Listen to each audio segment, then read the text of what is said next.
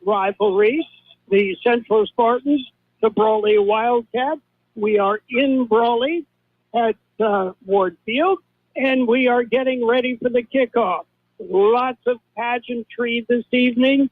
The CIF commissioner, the big guy out of Sacramento, who oversees all of California interscholastic sports, is here, and we had a chance to talk to him, and we will share that conversation with you coming up.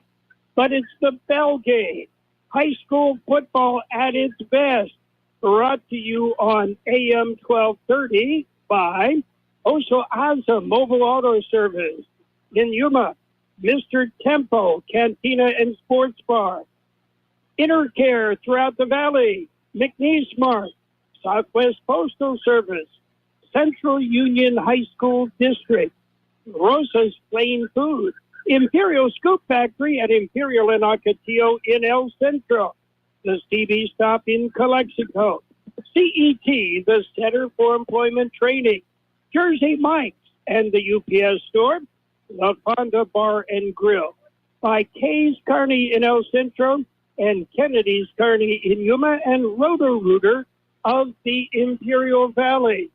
John Driffill, we have done a number of bell games over the years, and I know, like me, you get up for the game every year. Oh, absolutely. We've done about half of them. This is number 81. We've done 40 of them, so we'll be right here ready. Obviously, a whole lot of history, tradition. Central and Brawley first played in 1922, so that's 102 years ago. The first bell game was 80 years ago in 1944. Brawley right now leads with a 48 wins against Central's 31 victories. There has been one tie. But the major factor for Brawley having that 17-game victory lead is the fact that since Southwest opened for the next 21 years until 2016, Brawley won 18 of the 21 bell games. They were 18-3. So that really separated them. And at the end of that season, 2016, in the summer, that's when Central hired David Pena. David Pena is 6-1 in bell games against his alma mater, Brawley. 7-1 overall against Brawley because they did play twice a couple years ago. So he has had the most success of any coach outside of Cal Jones during this run of the last 40 years that we've witnessed. So we've got more fun facts on the bell game coming up. Hi, this is Jason Jackson, owner of Southwest Security. 2 years ago, I opened Southwest Postal, offering you 24-hour access 365 days a year. So if you're tired of dealing with the inconvenience of our post office hours and you would like to be able to get your mail when you want, Saturdays, Sundays, holidays, in the middle of the night, then come visit us at Southwest Postal with 24-hour staff. Plus, we're also your local FedEx, DHL, and Postal Service Center. We even offer text message and email notification when you receive your mail. Southwest Postal at the corner of 4th and Highland in El Centro. Michael Minnick, as a career educator, understands the commitment and processes needed to obtain academic success in our school. A couple of the major priorities is his commitment to making a safe environment and improving student performance. Re-elect Michael Minnick for El Centro Elementary School Board, a champion for children, on November 5th. Paid for by the committee to re-elect Michael Minnick for El Centro Elementary School Board. This is Michael Minnick, and I approve this message. Build your future at CET, the Center for Employment Training. CET has been serving farm workers since 1967. Grants are available so that farm workers and their children can attend at no cost. See if you qualify at cetweb.edu. Farm worker admission. Enroll at any time. All programs can be completed in under a year, and job placement assistance and financial aid are available to those who qualify. Call 800-533-2519 or go to cetweb.edu. When you're ready for great home-style cooking, there are two locations for the best in the Imperial Valley. Brownie's Diner, 990 Main Street in Brawley. Open 7 a.m. till 3 p.m. Tuesday through Sunday. The Town Pump in Westmoreland is open Tuesday through Saturday at 4 p.m. Specializing in delicious prime ribs, steak, chicken, salmon, and lobster. So for a great dining experience, visit Brownie's Diner, 990 Main Street in Brawley, and the Town Pump in Westmoreland. And it's high school football at its best. a parachute team just dropped in, literally, and 5 of them, the last one, with a perfect landing at the 50-yard line with the American flag in tow. We're getting ready for football, and we know it's going to be a good one. The Central Spartans come in with a 7-2 record, 2-1 in league. They lost to Imperial. Imperial with an 8-1 record, 2-1 in the league. They lost to Brawley. Brawley is 8-1 on the year, but 3-0 in league, and looking to make that 4-0 and a higher seeding in the playoffs. The playoffs, oh boy, we will do our best to explain what the playoffs are going to be like this year, and it will be different. So get ready, and we'll talk about that. Your favorite NFL team plays on Imperial Valley's AM 1230, KXO Centro. InterCare is your one-stop shop for your family's healthcare needs. From primary care to pediatrics, dental, optometry, radiology, pharmaceutical, and laboratory services. Open on weekends and welcoming walk-ins. InterCare is here to provide you the excellent care you deserve. Visit intercare.org. InterCare, making life healthy from the inside out. There's a new mobile auto repair and towing service in Yuma. It's Otoaza Mobile Auto Repair, formerly John's Auto Service. Only the name has changed. You still receive the same professional service on all makes and models automobiles because Aza has been John's mechanic for 28 years. Otoaza Mobile Auto and Towing Service, 508 East 22nd Street in Yuma. Call 928-941-1088. Get ready to indulge in authentic Mexican food and juicy steak. Rosa's Plain Food is now open in El Centro and is serving up all your favorite dishes. Carnitas, enchiladas, big steak, and don't forget their award-winning ceviche. Head to Rosa's Plain Food at the Valley Plaza in El Centro. Next to the Skechers store, Rosa's has been serving since 1988. Open every day except Monday. They offer dine-in, carry-out, and even catering. Rosa's Plain Food, where flavor takes flight.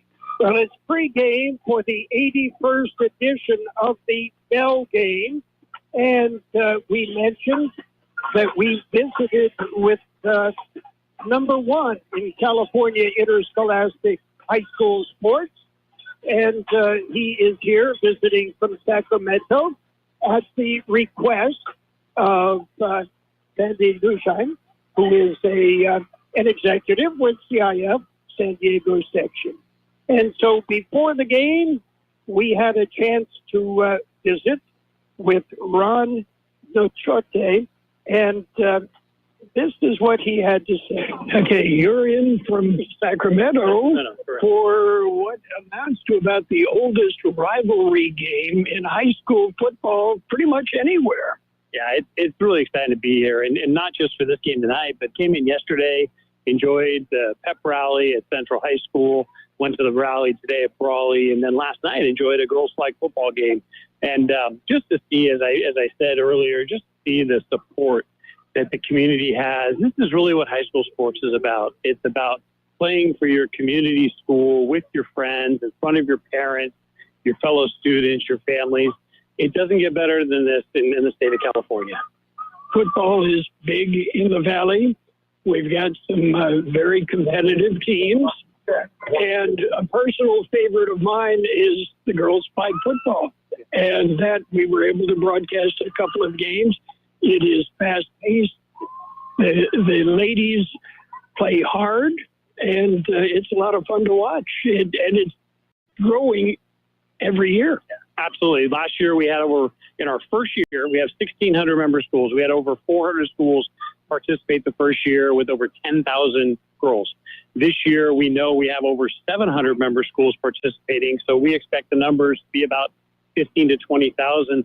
It would not surprise us if in a few years there were more schools in California playing girls' flag football than football. And one of the things that we noticed is opened up opportunities for the ladies. Colleges are recruiting flag football players because it's getting big in college. And with some of the larger states now adopting this, I think, there's NAIA money available in scholarships for girls. I think very soon you can see the NCAA taking a long, hard look at this because of how many girls are participating. And anyone that hasn't had the opportunity to go see it, I just ask, go watch. It is, like you said, very fast-paced, incredible athletes. And I was so impressed last night. The two quarterbacks were amazing. And then I find out one of them is a shortstop for a softball team. So no surprise that they're just they're great athletes. They're multi-sport athletes. But most of all, they're just having fun out there playing. I have umpired high school baseball and softball for years, and I have always said the girls are better at softball than the boys are at baseball. Yeah, it's, you look at the history just in the state of California of how many incredible softball players we've had. I mean, baseball too. But I think that one of the proudest things we have is we have the best athletics in the whole country at the high school level, girls and boys. Okay, what are we looking forward to tonight? Tonight I'm just excited to see two teams come and play for the people next to them on the field, the community. Again, rivalry games just have such a special meaning in so many cities in California. But from what I've heard, and I'm looking forward tonight, is this is second to none. And from what I've seen so far from this community and the two school communities, I absolutely believe that. And don't forget the carne asada burrito before you leave. I definitely didn't do it before I got on the helicopter, but I will enjoy that before I leave. First time on a helicopter? Yes, it was. It was my very first time. And I was a little nervous, but they were great. They prepped us, and it was fun. Okay, we appreciate the visit and looking forward to a good game tonight. Thank you. Right, thank you. And that was Ron Nochete, who is the commissioner, statewide California Interscholastic Federation. Ron, you haven't lived till you jumped out of a helicopter hovering 10 feet over the earth with a full pack. Yeah, that's living. We'll be back. Take a look at more pregame festivities coming up. McNeesmart, your one-stop convenience store with everything you need to get you through the day. Fill your tank with V-Power from Shell. Then visit the deli for breakfast, lunch, or dinner. Choose your favorite deli sandwich or hot stuffed pizza. Or feed the office for your next party with Party Platter. Yes, McNeesmart is your one-stop convenience store at the corner of Dogwood and Main Street, El Centro. Kennedy's Carne, with many types of delicious marinated chicken to choose from, and award-winning carne asada. Check out these specials: home-style pork al pastor, only $2.99 a pound, and marinated carne asada burger patties, just $4.99 a pound, and pollo asada, buy one get 1 pound free, only Monday through Wednesday. Open in El Centro, 8 to 8, in Yuma, 9 to 7. We match our competitors' prices. K's Carne, 1239 Adams Avenue in El Centro, and Kennedy's Carne, 380 East 16th Street in Yuma. But John, we've got fireworks all over the place, skyrockets, and it's what you would expect in an 81-year-old rivalry. It's phenomenal. Yeah, it's always Brawley puts on a really good show. We already had the helicopter drop in, the commissioner from California along with the commissioner from San Diego section. We had the Sky team with that huge flag. The fifth drop came in, and then the national anthem, a lot of pageantry, the fireworks and all of that. And once that all stops, which we're getting to that point, we're going to have a football game to play. You think so? We'll have to kind of wait to see how that shakes out, John. Aside from getting a burrito from Buckley at a snack bar, everything else is just perfect so far. Yeah, it's just an absolutely great setting for high school football. And I really appreciated what the commissioner had to say. And this is the most storied rivalry of any two high schools in the nation. I have not been able to get an exact number, but it's somewhere around 170 or more times Centro and Brawley have played. That's more than any two high schools in the world. Because, other schools, of course, don't play football internationally. So we can say that they have the American record, which is the world record. And they used to play two games. You remember we did quite a few of those double games back in the series. And then in 2004 is when they changed and they dropped the two games because it was hurting their seeding at the end of the year. So that's why they have played each other so many times. for a number of years, more than 40, they were playing each other twice a year. So it's a rivalry that's unrivaled anywhere else in the United States. And it's kind of good that the people in California and San Diego have kind of caught on to it and realized the significance that it has for us down here, and it can have for them as well. Well, we can put some of the credit on that one on Sandy Newsheim, who made it a point to let the powers that be, not only in San Diego, but in Sacramento, obviously. This is a game that you need to attend, and you need to see what is going on in this valley. The rivalry, as you say, goes back. Needless to say, there are grandsons and great-grandsons of some of the earlier participants here tonight. And it's the air is just electric. The captains have met on the field, and we are waiting to see. I believe Jared Martin is not in uniform, John, and Jared, a big part of the Centro Spartan team, and already has committed to TCU, but I saw him in civilian clothes earlier. Right, yeah, he has not suited up, and we don't have an explanation other than we assume it was that injury he suffered about 4 weeks ago that, don't know if it's precautionary or whatnot, whether or not if Central advances into the playoffs, if he'll play next week or 2 weeks, whenever. But certainly it's going to make it a much bigger task for the Spartans to overcome Brawley. We've talked before off air. This is the biggest Brawley squad I have seen. I don't mean number of the players, I mean the size. This is the biggest squad by player size in the last 10 years easily. They start 10 seniors on the defense, 9 seniors on the offense. So not only are they big, but they're well experienced. And Central's going to have their hands full tonight. The Spartans are not small by any stretch, nor could you consider them big. They are just a good-sized high school football team. And Brawley will kick off as the ball is finally set on the 40-yard line. They have an accomplished kicker. That is Diego Padilla. He can put the ball into the end zone, but Brawley also likes to pop the ball up and try to see if they can even recover a kick. We will wait and see as we are just about ready, wearing the white hat tonight. John Seaman, and he is the lead official for the Imperial Valley Football Officials Association. So we will see. Okay. Now I know, John, you kicked out my power cord. Okay. We knew we had to blame somebody. We are set to play football.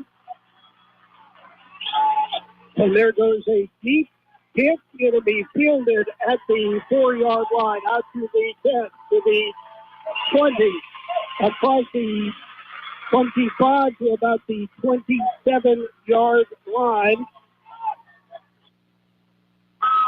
And that was Christopher Alvarez on the return.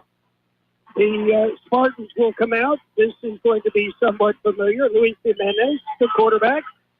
Nico Biesca, the running back. Excellent return, Carroll, as Central has the ball on their own 29-yard line, 1st and 10. From the pistol, in motion goes Morales. Snap back. Guess what? Handoff to Biesca.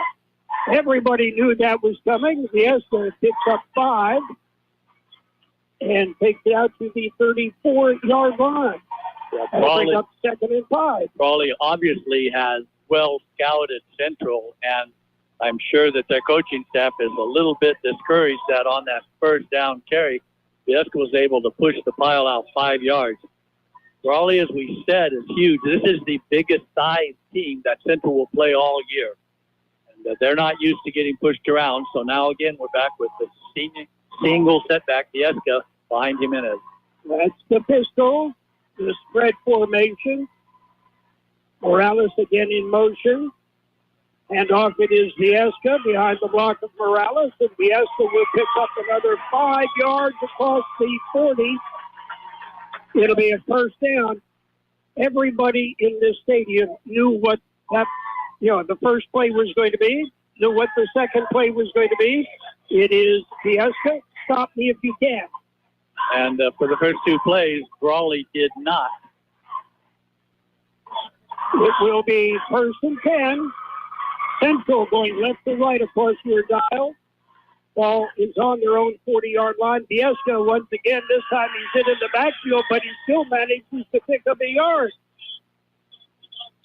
Viesca, as you called it, was actually hit 3 yards deep, and he carried one of the would-be Brawley tacklers across the 40 for a 1-yard pickup.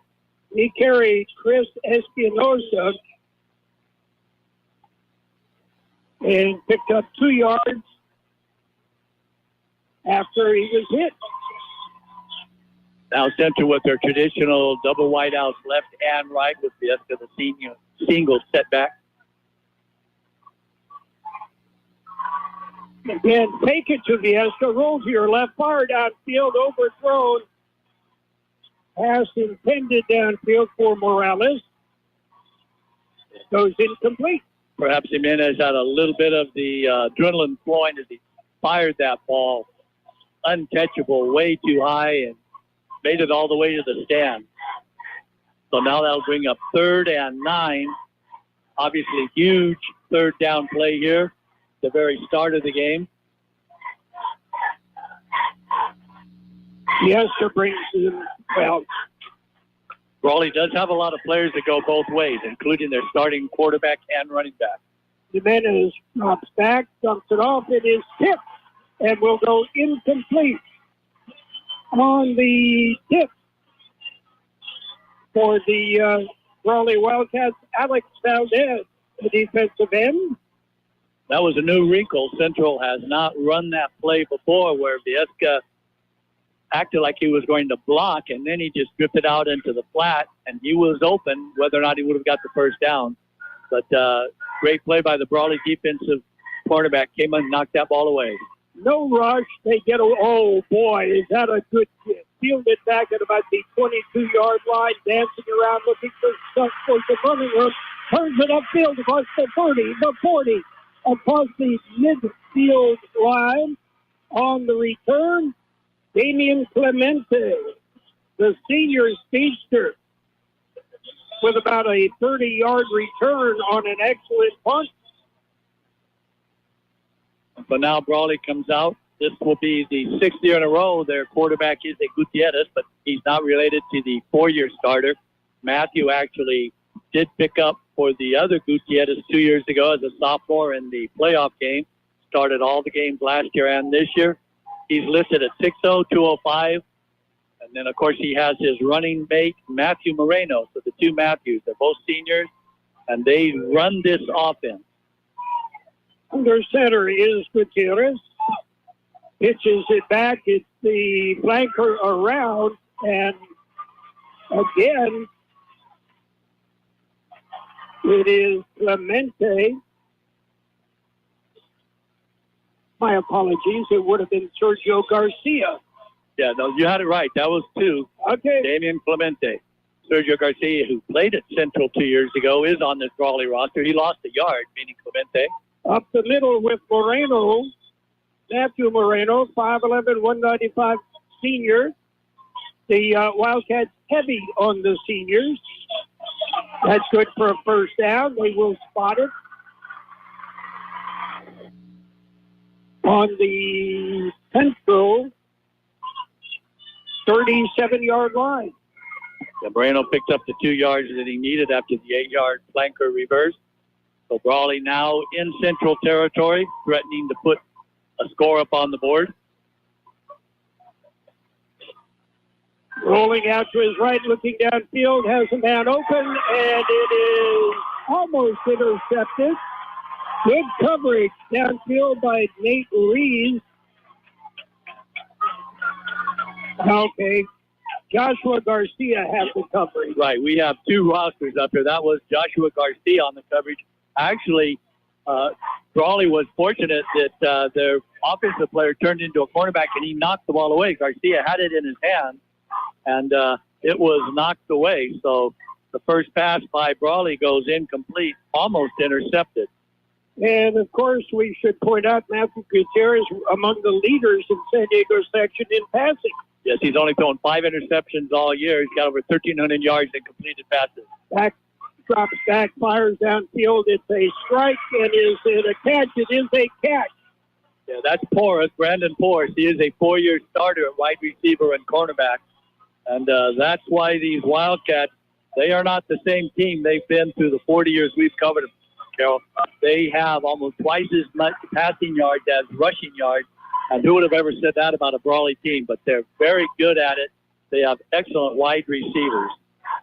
1st and 10. And now half of the Brawley team moves before the ball is snapped. So we'll make it 1st and 15. Brandon Porras for Brawley, as I mentioned, a 4-year starter on the varsity level, actually scored a couple touchdowns in his first playoff game back as a freshman. Now he's complemented by Sergio Garcia, played 2 years at Centro, then last year at La Costa Canyon with the big boys back in the Valley, but at Brawley instead of Centro. And it is student body to the right.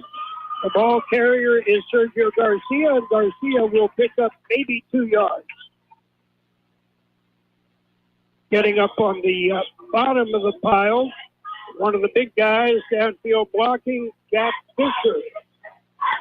And they will give him, actually, it's about a half a yard, so we'll call it a 1-yard gain as the ball sitting between the 30 and 29.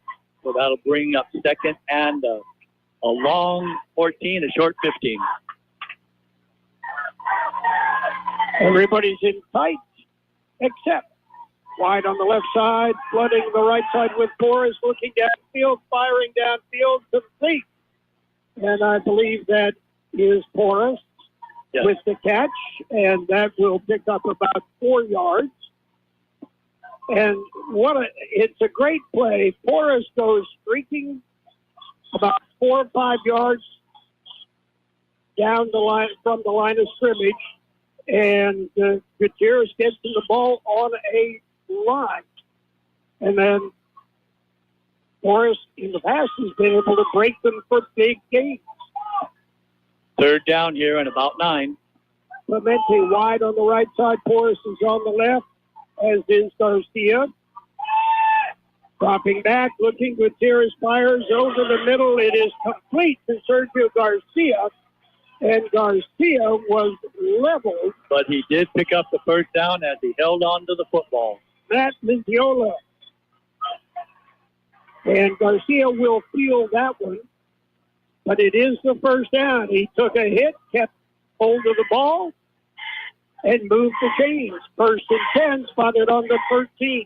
10-yard pickup, so now the ball is in the red zone, as they like to say. Brawley smartly moving down the field on their first possession. Gutierrez like a surgeon. This time on the run-pass option, he will keep it, and he will be dragged down at about the 6-yard line. As we pointed out, Gutierrez, the quarterback, 6 foot 205. He's a big kid. Yes, and he is their leading scorer on the season. He has thrown for 20 TDs, but he's rushed himself for 7 more. No, 11. Moreno has 7. He's got 11 rushing touchdowns. Gutierrez. As now we have a timeout on the field by the Spartans.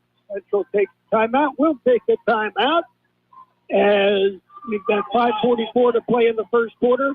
There is no score. Dan's Autobot, a name you've heard of and a name you can trust. Bo and his team have been serving his customers at Dan's Auto Body for many years now. His mission to be recognized as a premier provider of auto body repair services and working closely with you and your insurance company on your collision repair. So if the unfortunate happens to you or you need some dents fixed, don't hesitate and call Dan's Auto Body or stop by 1880 West Euclid Avenue in El Centro. When you're craving Mexican food, La Fonda Bar and Grill is everybody's favorite choice. The Camacho family, they've been doing it right for many years. You're never disappointed on the service that you get. They'll make you feel right at home. One tradition they've always kept is serving you freshly made Mexican food daily, from chili rellenos to enchiladas. Make sure you stop by at La Fonda Bar and Grill, 1950 South 4th Street in El Centro. Open Wednesday through Monday. You're listening to high school football on AM 1230 Kxo El Centro and on the World Wide Web at kxoradio.com. It'll be Brawley football in his second at about 5. Carroll, they've got triple wideouts to the right. Never seen Brawley run that formation. And keeping it right up the middle in scoring. That's Gutierrez. That's why they have triple wideouts to the right. Gutierrez, who weighs over 200 pounds.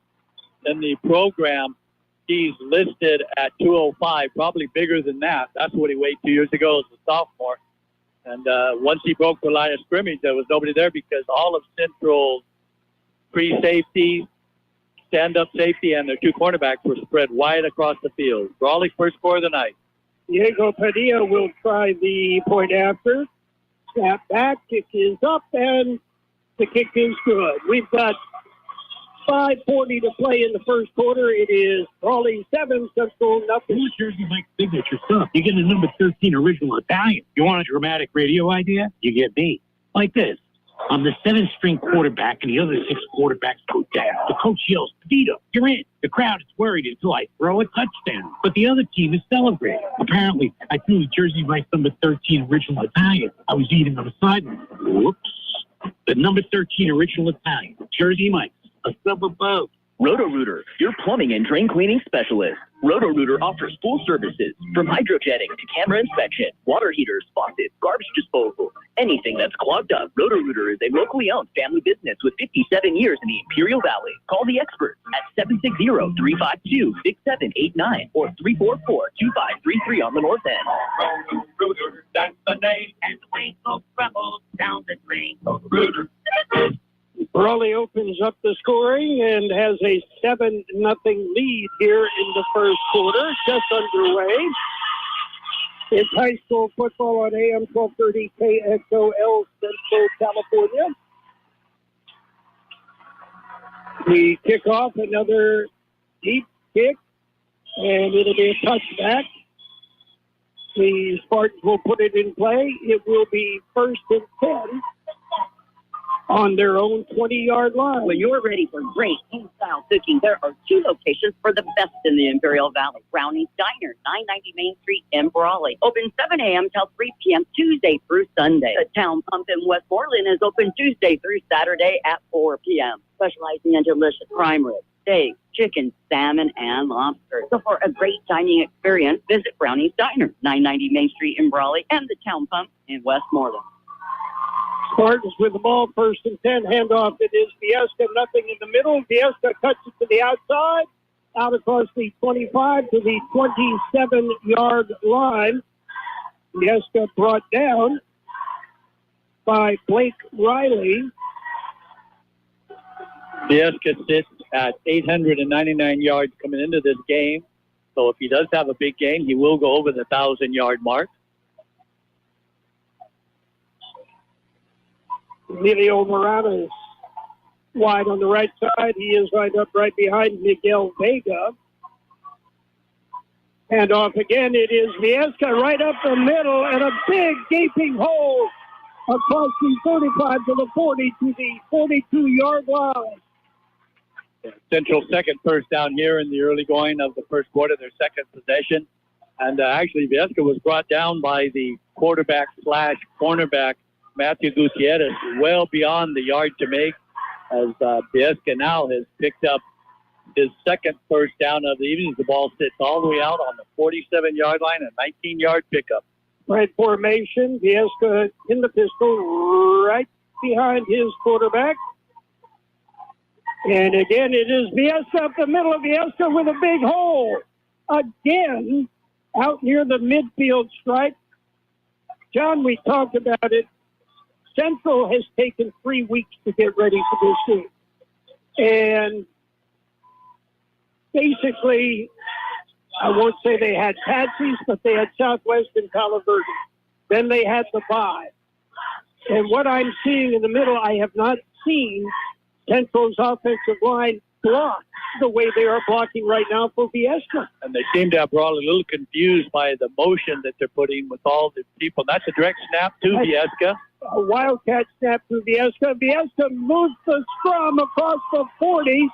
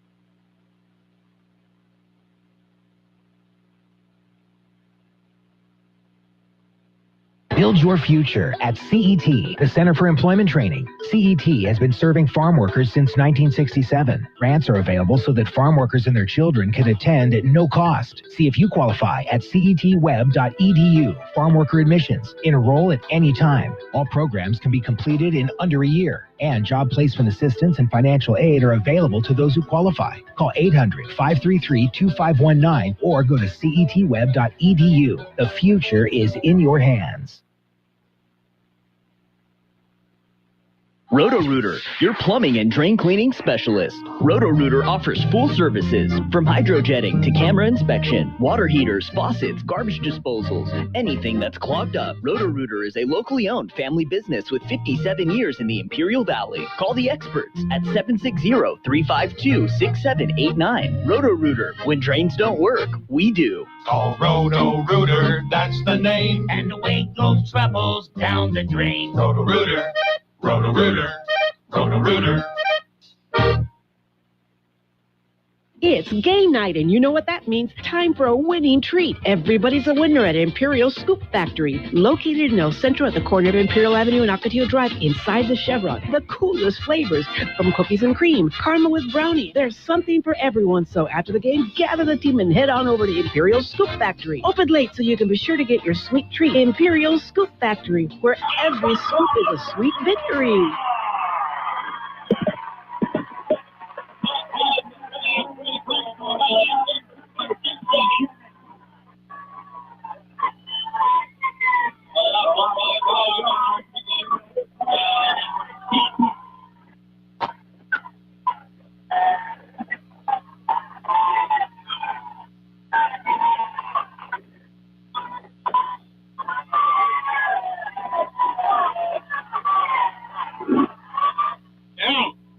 Yes.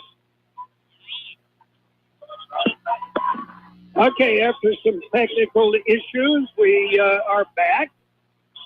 Central was unable to recover from that motion penalty on a third down and about 15, tried a screen pass in the middle. It was completed, but for no gain. The Spartans just punted and punted it out of bounds.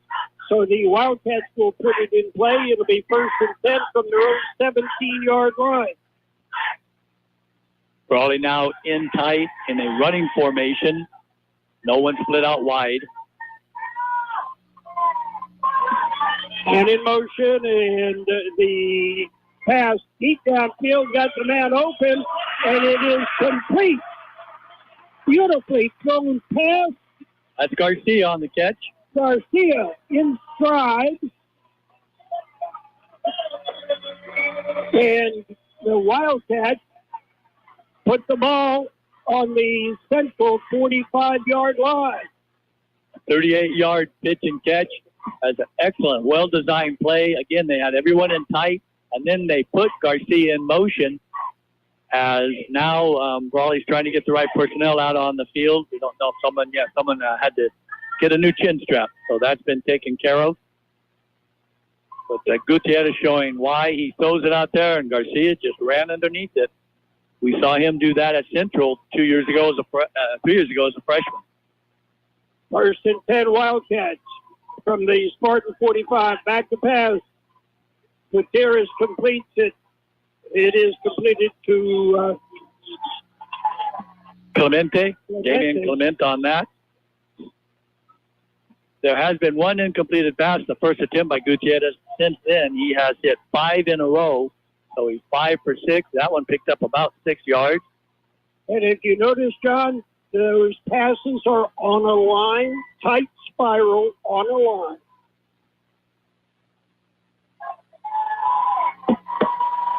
So that brings up now 2nd and 4.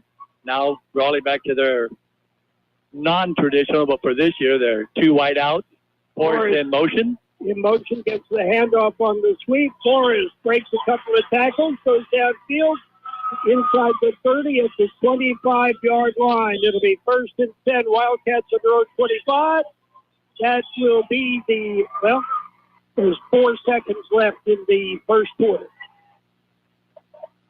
He did not go out of bounds, so that will end the first quarter. That's it. That's the end of the first quarter. It's the end of 1 quarter of play. Brawley 7, Central nothing. Michael Minnick, as a career educator, understands the commitment and processes needed to obtain academic success in our school. A couple of the major priorities is his commitment to making a safe environment and improving student performance. Re-elect Michael Minnick for El Centro Elementary School Board, a champion for children, on November 5th. Paid for by the committee to re-elect Michael Minnick for El Centro Elementary School Board. This is Michael Minnick, and I approve this message. The CB Stop, located at the corner of Cole and Bowker Road in Calexico, is your one-stop location for ice cold beer, wine, and your favorite beverages. They have a selection of sandwiches, chips. You can even get fishing bait and a fishing license. The CB Stop has it all, along with a gas station with diesel and a car wash. Open 24 hours a day. The CB Stop, located in Calexico at the corner of Cole and Bowker Road. You are listening to high school football on AM 1230 KXLL Centro and on the World Wide Web at kxoradio.com. We've got 1 quarter in the books. The Brawley Wildcats with a 7-0 lead and moving the football downfield. So they have moved the ball smartly, both of their possessions, as right now they're once again threatening to score. 1st and 10. Spotted on the 25. Gutierrez hands off, and that would be Matthew Moreno. And Moreno picks up 5 down to the 20. The Spartans trying to regroup a little bit. The tackle there, by the way, Noah Flores. Gutierrez gets the play in from the sideline, but Brawley does huddle up as head coach Lawrence Laundrie has got this offense up to this point firing on all 8 cylinders, 12, however many they have. They haven't done anything wrong on offense yet. From the shotgun, Gutierrez will keep it, takes it to the outside, looking for a hole, can't find it, hit, pushed, and knocked down finally, but there's a flag well behind the play. Yeah, we're going to get a hold on this one as Gutierrez shows why he is their leading touchdown maker, both passing and rushing. He's just a load to bring down. As we mentioned, he weighs probably about 215 pounds, which for us in the Valley, that's a very big running back. And right now we're getting the determination on where the foul was, and Central, I'm sure, will accept it. And so as a spot foul, it will move back 10 yards from the 20 all the way back to the 30, which was a 10-yard penalty. Spotted right on the 30. Is that Nathan Dinkins doing the spotting, John? Yes, as this is a 5-man crew tonight. A hybrid crew. That will bring up now second and about 17. The clock is in motion. Brawley, the line to make is all the way down to the 15-yard line they need to get to, and right now they're on the 30. Gutierrez from the shotgun. Moreno right next to him. Drops back. Empty backfield. Fires deep down into the corner. And almost picked off again. But it is caught, Carroll, and it is a touchdown. I thought I saw that ball bounce away. No, Sergio Garcia made the catch. Centro was in position to make the interception, and Garcia just pulled the ball away from him. So Matthew Gutierrez, another perfect pass, and Sergio Garcia doing his part to bring in the ball for Brawley's second touchdown here in the first 14 minutes of this game. Kick from placement. Diego Padilla out of the hold of Brandon Porras. Snap is high. Porras brings it down. It is blocked. And on the block, it was Emiliano Morales. Right now, we've got 10:29 to play in the first quarter, or the first half. It is Brawley 13 and Central nothing. Intercare is your one-stop shop for your family's healthcare needs. From primary care to pediatrics, dental, optometry, radiology, pharmaceutical, and laboratory services. Open on weekends and welcoming walk-ins. Intercare is here to provide you the excellent care you deserve. Visit intercare.org. Intercare, making life healthy from the inside out. There's a new mobile auto repair and towing service in Yuma. It's Oso Aza Mobile Auto Repair, formerly John's Auto Service. Only the name has changed. You still receive the same professional service on all makes and models automobiles because Aza has been John's mechanic for 28 years. Oso Aza Mobile Auto and Towing Service, 508 East 22nd Street in Yuma. Call 928-941-1088. High school football at its best on AM 1230 KXOL Centro, California. I'm Carroll Buckley, with me John Driffill, our producer engineer in the studios, Gabe Lemus. The Wildcats set to kick off again. And another high kick. It'll be fielded at the 5, out to the 10, to the 15, gets a block. Turns it upfield and stumbles forward on the return. Joshua Garcia. Yeah, we have a stop in action as now the referees are conferring. I do not see a flag on the play. So Central's had two good kickoff returns. Brawley so far dominating this game with Matthew Gutierrez running for a touchdown, throwing for a touchdown. Sergio Garcia making his presence known, and Matthew Gutierrez 5 out of 6. So Coach Lawrence Landry, has certainly brought the passing attack, as now the flag is laying on the 35-yard line. So we'll have to wait and see what the infraction was.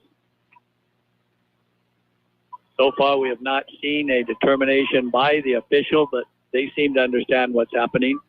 They're going to mark it against Central and against Brawley, so it's going to be offsetting fouls. So that means it should leave the ball right where it ended up at, which was right near the 30-yard line. And the unsportsmanlike conduct call. So now we're going to get, the officials are going to come over and talk to each of the head coaches and try to keep control, as actually they're going to say, we kick it again. You have offsetting penalties, so kick it again. And that's exactly what we're going to do. So we'll get ready for another kickoff. Back to receive, Garcia and Emiliano Morales. You can pick your poison. You want to kick it to either one of them. Padilla does have the leg, as we saw in the previous kickoff after the first touchdown. He can put it in the end zone for a touchback.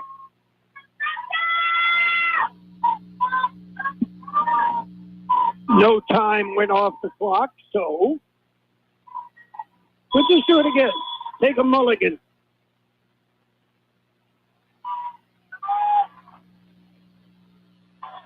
Yeah, we're going to get offside, Carroll. There was actually, I thought Brawley was a little offside on the previous kick, and the referee kind of stood there and looked at it for a while, and this time maybe he mentioned to the young man, hey, you're cutting it awful close, and so this is going to be offside against Brawley, so they'll move back now and kick it off from the 35.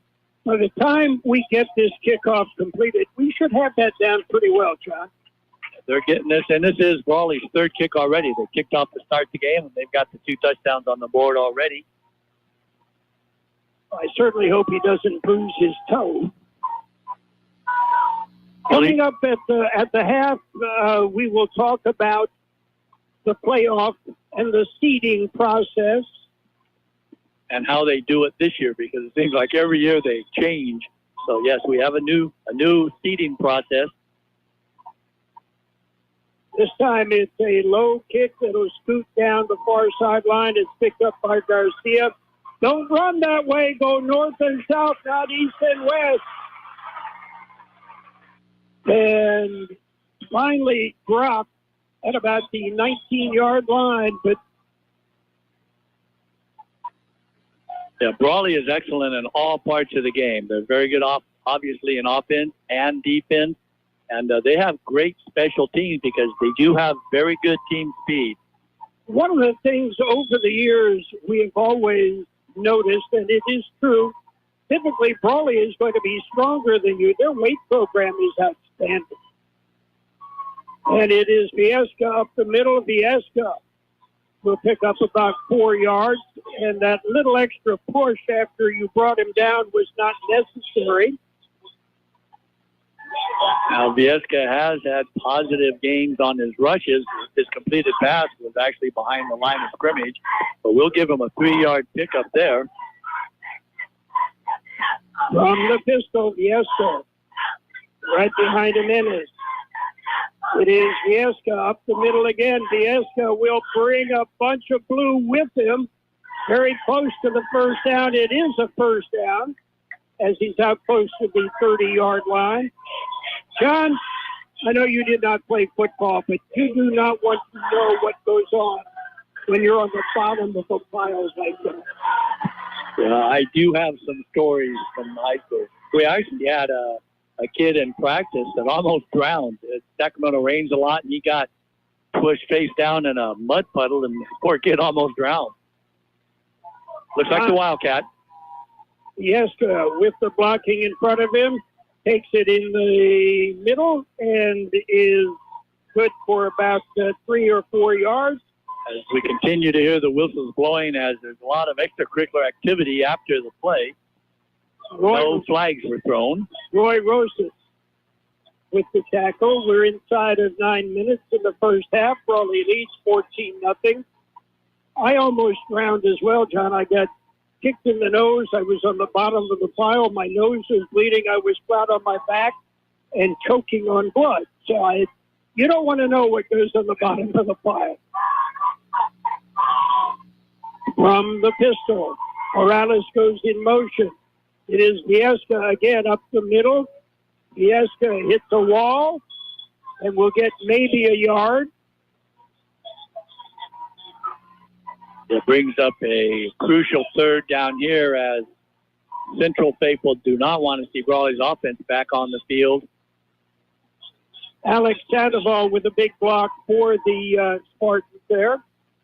Viesca, as he's done all night, did push the pile for a yard gain. He was hit well in the backfield and was still able to get positive yards.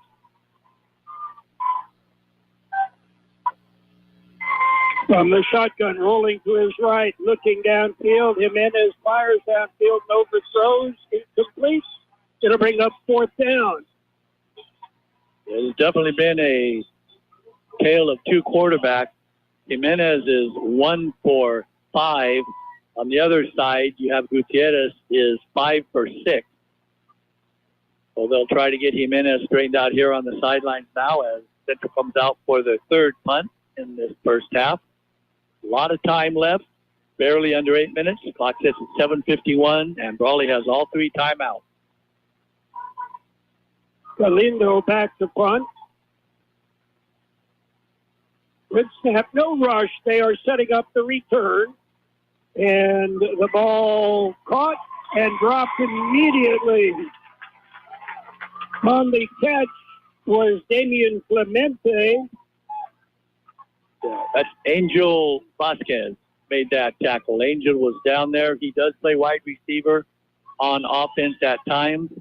And he was down there and made a very good tackle. It looked like Clement was going to shake free and take off down the near sideline by the home team, but did a good job of hanging on and securing the tackle. Wildcats ball, 1st and 10 on their own 38-yard line. Everybody in tight this time. Under center is Gutierrez.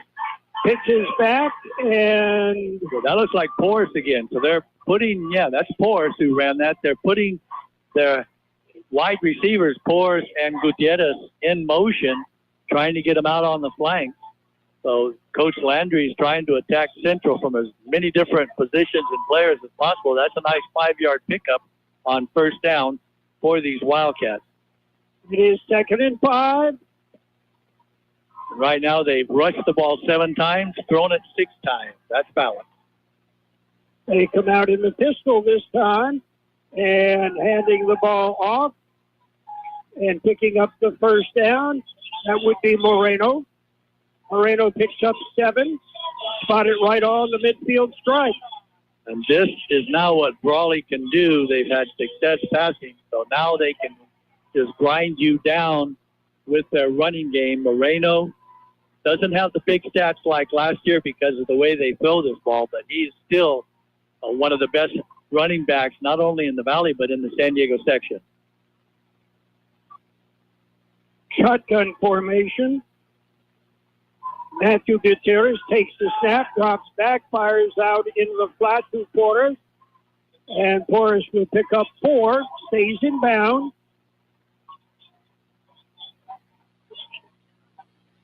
A short pickup. We'll give him a gain of 3. But once again, Gutierrez now has completed 6 straight passes. It is 2nd and 7. We're halfway through the 2nd quarter. Brawley with a 13-0 lead. We've got people spread out all over the place right now. Moreno in the single setback. Yeah, last time they did this, Carroll, the quarterback ran up the middle. The quarterback runs right up the middle. This time he is hit. He'll pick up maybe 2 yards. And on the tackle for the Spartans, Noah Flores. Yeah, we've noticed that Liziola is out there on the field, as is Gavin Moore. It's good to have Gavin back. They are the 2 best linebackers on this Central team. And they're usually involved in the play. Both Mora out there and for the Spartans, you've got Vega as well. 2 wide on the left side, 1 wide right, slot right from the shotgun. Gutierrez drops back, has time, fires over the middle. It is complete. And dragging a couple of Spartans with him. That's Sergio Garcia on the catch. Nice 1st down here for the Wildcats, as once again Gutierrez with a string of 7 completed passes. That was just a straight down and in. Garcia wide open. He has excellent speed. Nice 20-yard pitch and catch. Pretty much split the zone, John, and found the open area. 1st and 10. Wildcats. The ball on the Spartan 25. It'll be Gutierrez pitching back on the option, and it is for Matthew Moreno into the end zone. That run-pass option. And when Gutierrez saw there was nothing there for him, he pitched it back to the trailer. And that was Matthew Moreno, who took it in from 25 yards out for the score. But it's coming back. So that's unfortunate for Brawley. That was a well-designed play, and Matthew Gutierrez carried it out perfectly. He brought all of the defensive players to him, and then right at the last second pitched it.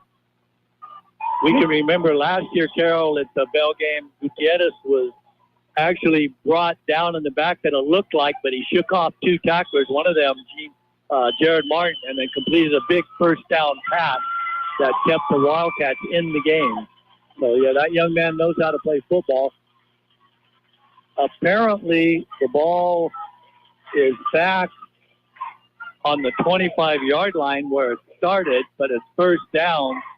So I guess it was a play 10 yards down the line of scrimmage. So if they hold, it actually goes for no negative or positive yards. First and 10. Wildcats. Gutierrez under center, pitches back, and on the fly, it is Damian Clemente. Clemente will be stopped for about a yard loss, John. Yeah, first loss of the night for the Wildcats from scrimmage back to the 26. But because that touchdown was called back with the penalty flag at the 15, so that gave them first and 10. Now it's second and 11. But Brawley in control. They right now can run, they can pass. They're really going deep into their playbook. And Centro right now, Gutierrez back in the shotgun, and Moreno next to him, double wide out to the right. Tips on the right side. From the shotgun, Gutierrez drops back. Gutierrez fires over the middle, and there's flags all over the place. I believe we're going to have pass interference. Well, yeah, perhaps holding, as that time Central did drop their linebackers well back off the line of scrimmage in coverage. So we'll just have to wait and let the officials let us know. Brawley also on the pass, when they did pass, they'd usually have two, at the most three players out in the pass panel, one of them actually being back as a safety valve. Right now, they're sending 4 and 5 players at a time. Illegal man downfield by the Wildcats, so Central has the opportunity. Oh, we have offsetting penalties. So, yes, we had the defensive holding on the receiver, illegal man downfield, so that's just going to be as you said, a mulligan, a do-over, so it'll bring up second and 11 from the 26. Wildcats moving the ball and then running into some mistakes on their own. Once again, triple wide out to the right. Seth Hoskins wide on the right side, looking downfield, pass is complete, and getting a block, carrying it downfield, carrying it into the end zone for the score is Roy Rosas.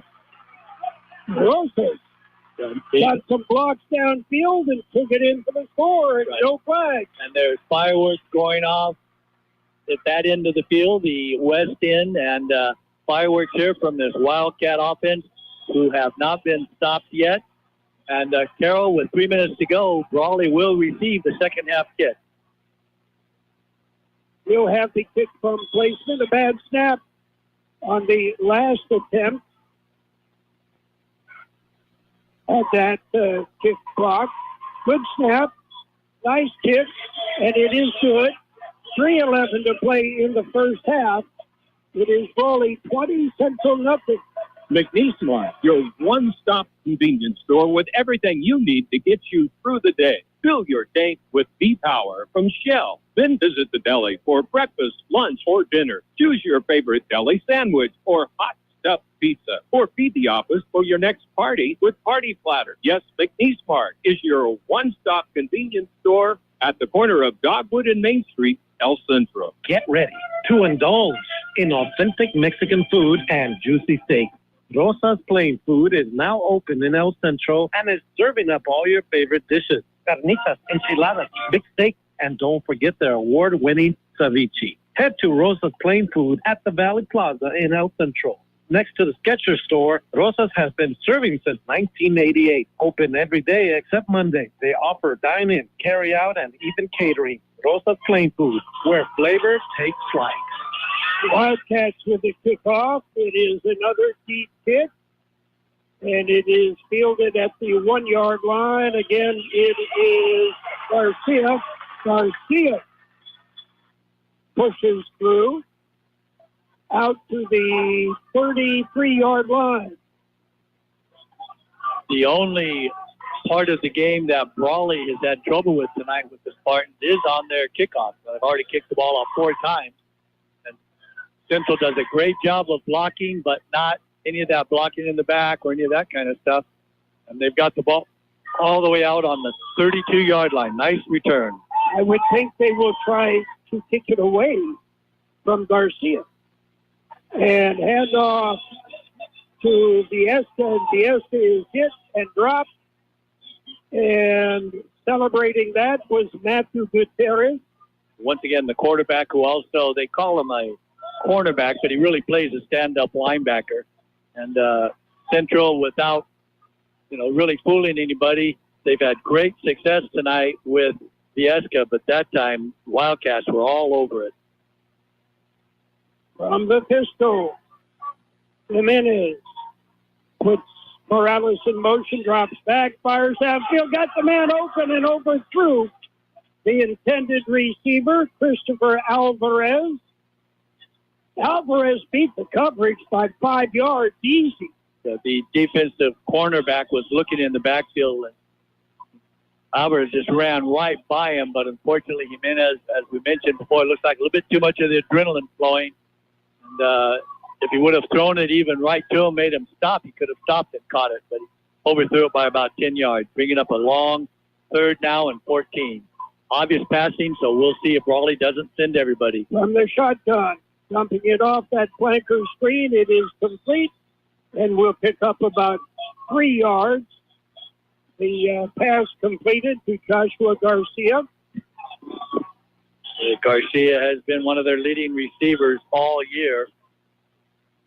So another punting situation.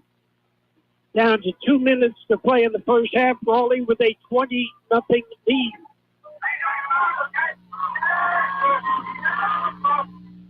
We would expect Central to kick this out of bounds. Sergio Garcia in the direction of where the kick is, but it'll go way out of bounds. It's a cheerleader. Central not wanting to give Damon Clement or any of the others Brawley back. Sergio Garcia was back there as well, giving them a chance to make a return. So now Brawley will have very good field position. Actually, their best field position of the night. There's only a minute 48, but they have all 3 timeouts. So I'm sure Brawley's going to do all they can to put this ball in the end zone. We'll see some more passes. Wildcats come out. Matthew Gutierrez will bring his team out. Brawley wearing all blue with gold trim. Central wearing all white with blue trim. Triple wideouts to the left, but Sergio Garcia all by himself here on the right side. Let's see if Central has to put 2 men on this side, so that'll open up the other part of the field. Back to pass, looking, firing underneath. It is complete to Matthew Moreno. Moreno breaks one tackle, breaks another, and good pursuit by the Spartans as the first guy that missed was Gavin Mora, but Mora didn't quit. He got up and got him 5 yards downfield. 16-yard pitch and catch. That's almost like a handoff as Moreno just kind of drifted out of the backfield. We saw Otay Ranch have great success running that play against the Spartans earlier in the season. And now we are going to get a timeout by the Wildcats. Wildcats take a timeout. We will with 1:18 to play in the first half. It is Brawley 20, Central nothing. Hi, this is Jason Jackson, owner of Southwest Security. 2 years ago, I opened Southwest Postal, offering you 24-hour access 365 days a year. So if you're tired of dealing with the inconvenience of our post office hours and you would like to be able to get your mail when you want, Saturdays, Sundays, holidays, in the middle of the night, then come visit us at Southwest Postal with 24-hour staff. Plus, we're also your local FedEx, DHL, and Postal Service Center. We even offer text message and email notifications when you receive your mail. Southwest Postal at the corner of 4th and Heil in El Centro. Kennedy's Carnet with many types of delicious marinated chicken to choose from and award-winning carne asada. Check out these specials. Homestyle pork al pastor, only only $2.99 a pound. And marinated carne asada burger patties, just $4.99 a pound. And pollo asada, buy one, get 1 pound free, only Monday through Wednesday. Open in El Centro, 8 to 8, in Yuma, 9 to 7. We match our competitors' prices. K's Carne, 1239 Adams Avenue in El Centro. And Kennedy's Carne, 380 East 16th Street in Yuma. You're listening to high school football on AM 1230 KXL El Centro and on the World Wide Web at kxoradio.com. Well, the Wildcats had time to discuss exactly what it is they want to do in this, the final minute 18 of the first half. Gutierrez takes the snap, rolls to his right, looks, pumps once, brings it back down, then fires, throws it away. And there's the flag because that will be intentional grounding. There was no Brawley player on this side of the field. When I say this side of the field, I mean from the hash marks all the way to the out of bounds. And Gutierrez just threw it out of bounds. So the flag came in quickly. Does stop the clock, and now they're picking the flag up as apparently they were saying he was out of the box, and he threw it far enough downfield. Yeah, across the line of scrimmage. So that will just go as his second incompleted pass breaks his string of 9 in a row. Going to bring up 2nd and 10. Which is a heads-up play by the senior quarterback, Matthew Gutierrez. Spread them out. Wide right, wide left, slot left. Moreno with a single setback. Gutierrez drops back. Gutierrez with time. Now the pocket breaks down. He rolls to his right and dumps it off. It is complete, and fighting for some room is Sergio Garcia. And he did pick up the first down. Now, he did not get out of bounds, so that will get the clock going once the change is set. And now we're getting a timeout because there is an injured player on the field. We'll take the timeout. 59 seconds to play in the first half. Brawley 20. Central nothing. Hi, I'm Dr. David Farkas, Superintendent of Central Union High School District. Academic success starts with being present. Every day counts when it comes to a student's education. Don't let absences hold them back. Let's strive for success. Be present, be punctual, and be prepared for a bright future. Every day at school is a step closer to your child achieving their dreams. Attendance matters. Let's make every day count. The UPS store at 1802 North Imperial Avenue in El Centro is your full-service shipping headquarters. They take all drop-offs and can assist with packing and shipping almost anything. And with their pack and ship guarantee, your items are guaranteed to ship safe and arrive in one piece. Don't forget, the UPS store provides mailbox services, document shredding, notary services, and passport or ID photos, plus many sizes of printing on site. Open Monday through Friday, 8 to 7, Saturdays, 8 to 5, and Sundays, 10 to 3 at 1802 North Imperial Avenue in El Centro. Wildcats from the shotgun. It'll be Gutierrez keeping it. Gutierrez is in the backfield and brought down. Another nice tackle. That one we can credit Isaiah Aguirre. And the clock is running, so Brawley with 2 timeouts left. So far have not stopped the clock after that 1-yard pickup. It'll be 2nd and 9. The ball straddles the 15-yard line. Spartans shuffling some personnel around. They've got double wideouts left and right this time. Single setback. Gutierrez back to pass, looking, fires. It is complete. Breaking another tackle and getting it down inside the 5-yard line is Seth Hoskins. That is a first down. First down, and the Wildcats will take a timeout. 12 seconds to play in the first half. Brawley 20 and threatening to add another one. They lead 20-0. Dan's Autobot, the name you've heard of and a name you can trust. Bo and his team have been serving his customers at Dan's Auto Body for many years now. His mission to be recognized as a premier provider of auto body repair services and working closely with you and your insurance company on your collision repair. So if the unfortunate happens to you or you need some dents fixed, don't hesitate and call Dan's Auto Body or stop by 1880 West Euclid Avenue in El Centro. When you're craving Mexican food, La Fonda Bar and Grill is everybody's favorite choice. The Camacho family, they've been doing it right for many years. You're never disappointed on the service that you get. They'll make you feel right at home. One tradition they've always kept is serving you freshly made Mexican food daily, from chili rellenos to enchiladas. Make sure you stop by at La Fonda Bar and Grill, 1950 South 4th Street in El Centro, open Wednesday through Monday. First and goal for the Wildcats from the shotgun. Now, Central takes the timeout. Central will take that timeout. We'll take another one. Still 12 seconds to play in the first half. Brawley still leads 20-0. Your favorite NFL team plays on Imperial Valley's AM 1230.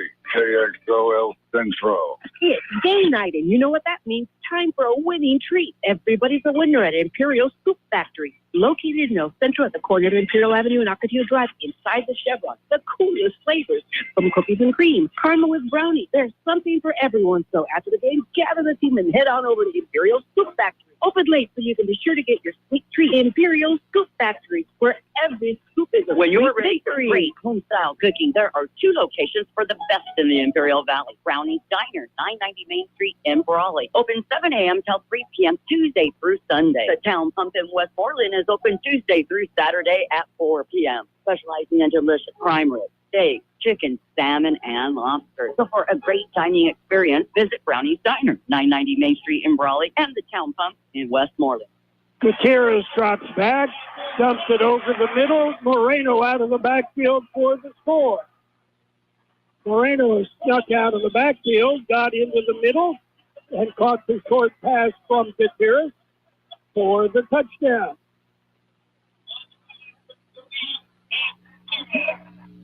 The Wildcats will try for a 1-point conversion. The only blemish tonight was the one kick that Brawley had blocked.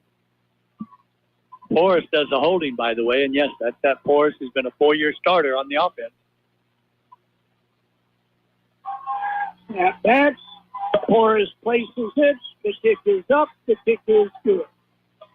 8 seconds to play in the first half.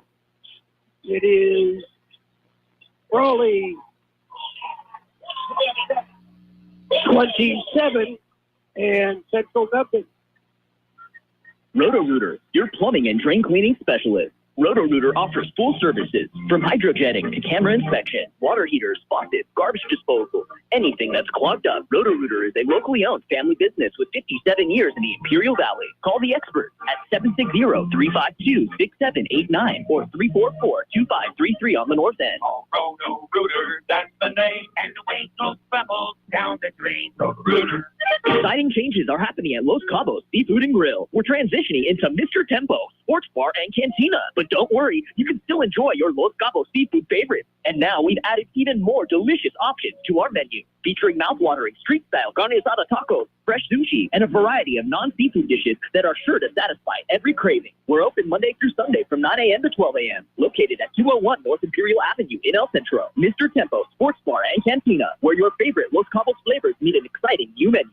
Well, the kickoff is bounced down the middle, and wisely, Jesse James fell on it. The Spartans will put it in play, 1st and 10 on the 30-yard line. They have 7.3 seconds to try and do something. So far, they've been able to move the football, but not with any hard results. Brawley now playing the prevent defense with 2 players back on the Brawley side of the field. Centro with the ball on their own 35. From the shotgun, Jimenez. Here comes the rush. Dumps it off in the flat. Morales catches it at the 25, out to the 30. Gets a nice block out to the 50-yard line. And that's the end of the first half. And some pushing and shoving, and flags fly as the pushing and shoving on the bottom of the pile. And the teams are separated. It's going to be interesting, Carroll. Obviously, Brawley's in control of this game, 27-0. They don't want to get any players ejected.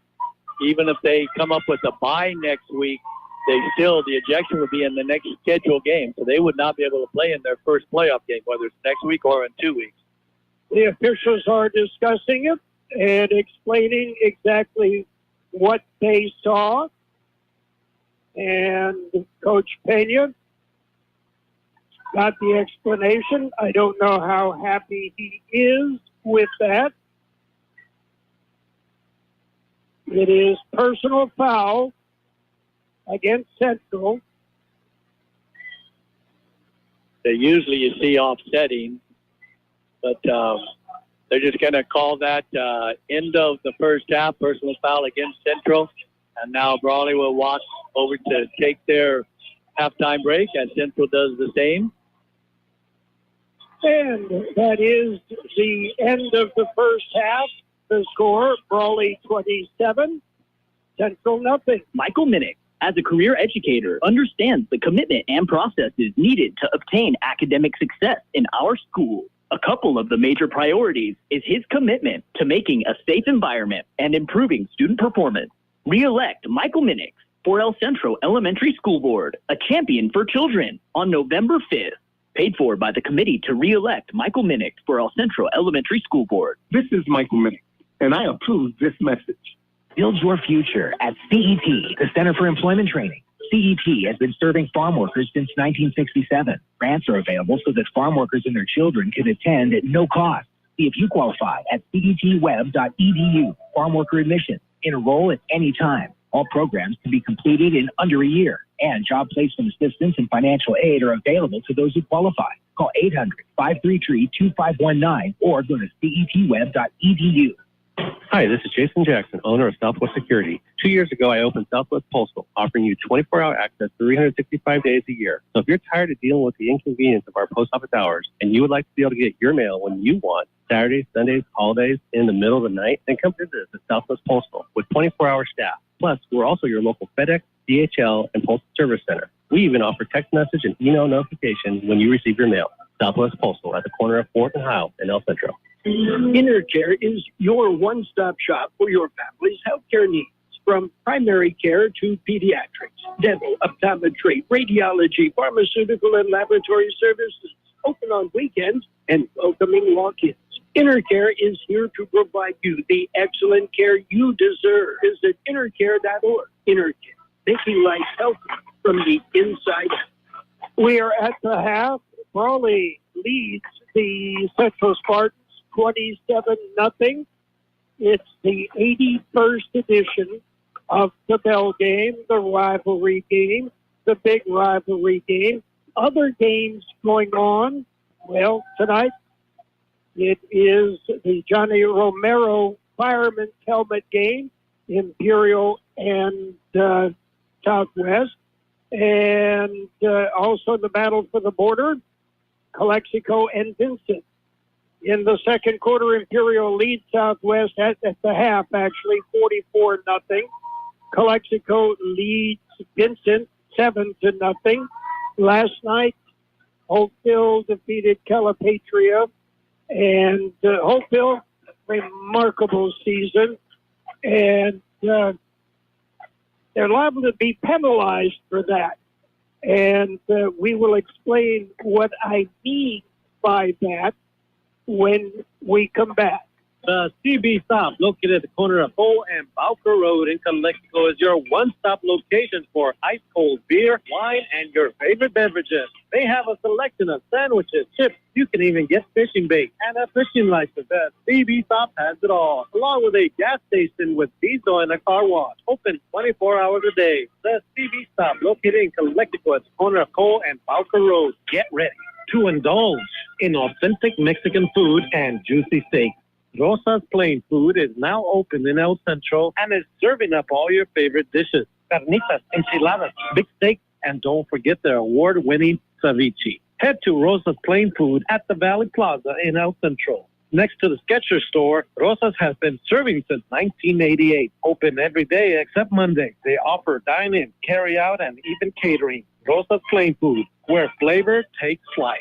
It's game night, and you know what that means. Time for a winning treat. Everybody's a winner at Imperial Scoop Factory, located in El Centro at the corner of Imperial Avenue and Ocotillo Drive, inside the Chevron. The coolest flavors, from cookies and cream, caramel with brownie. There's something for everyone. So after the game, gather the team and head on over to Imperial Scoop Factory. Open late so you can be sure to get your sweet treat. Imperial Scoop Factory, where every scoop is a sweet victory. There's a new mobile auto repair and towing service in Yuma. It's Kxo Aza Mobile Auto Repair, formerly John's Auto Service. Only the name has changed. You still receive the same professional service on all makes and models automobiles because Aza has been John's mechanic for 28 years.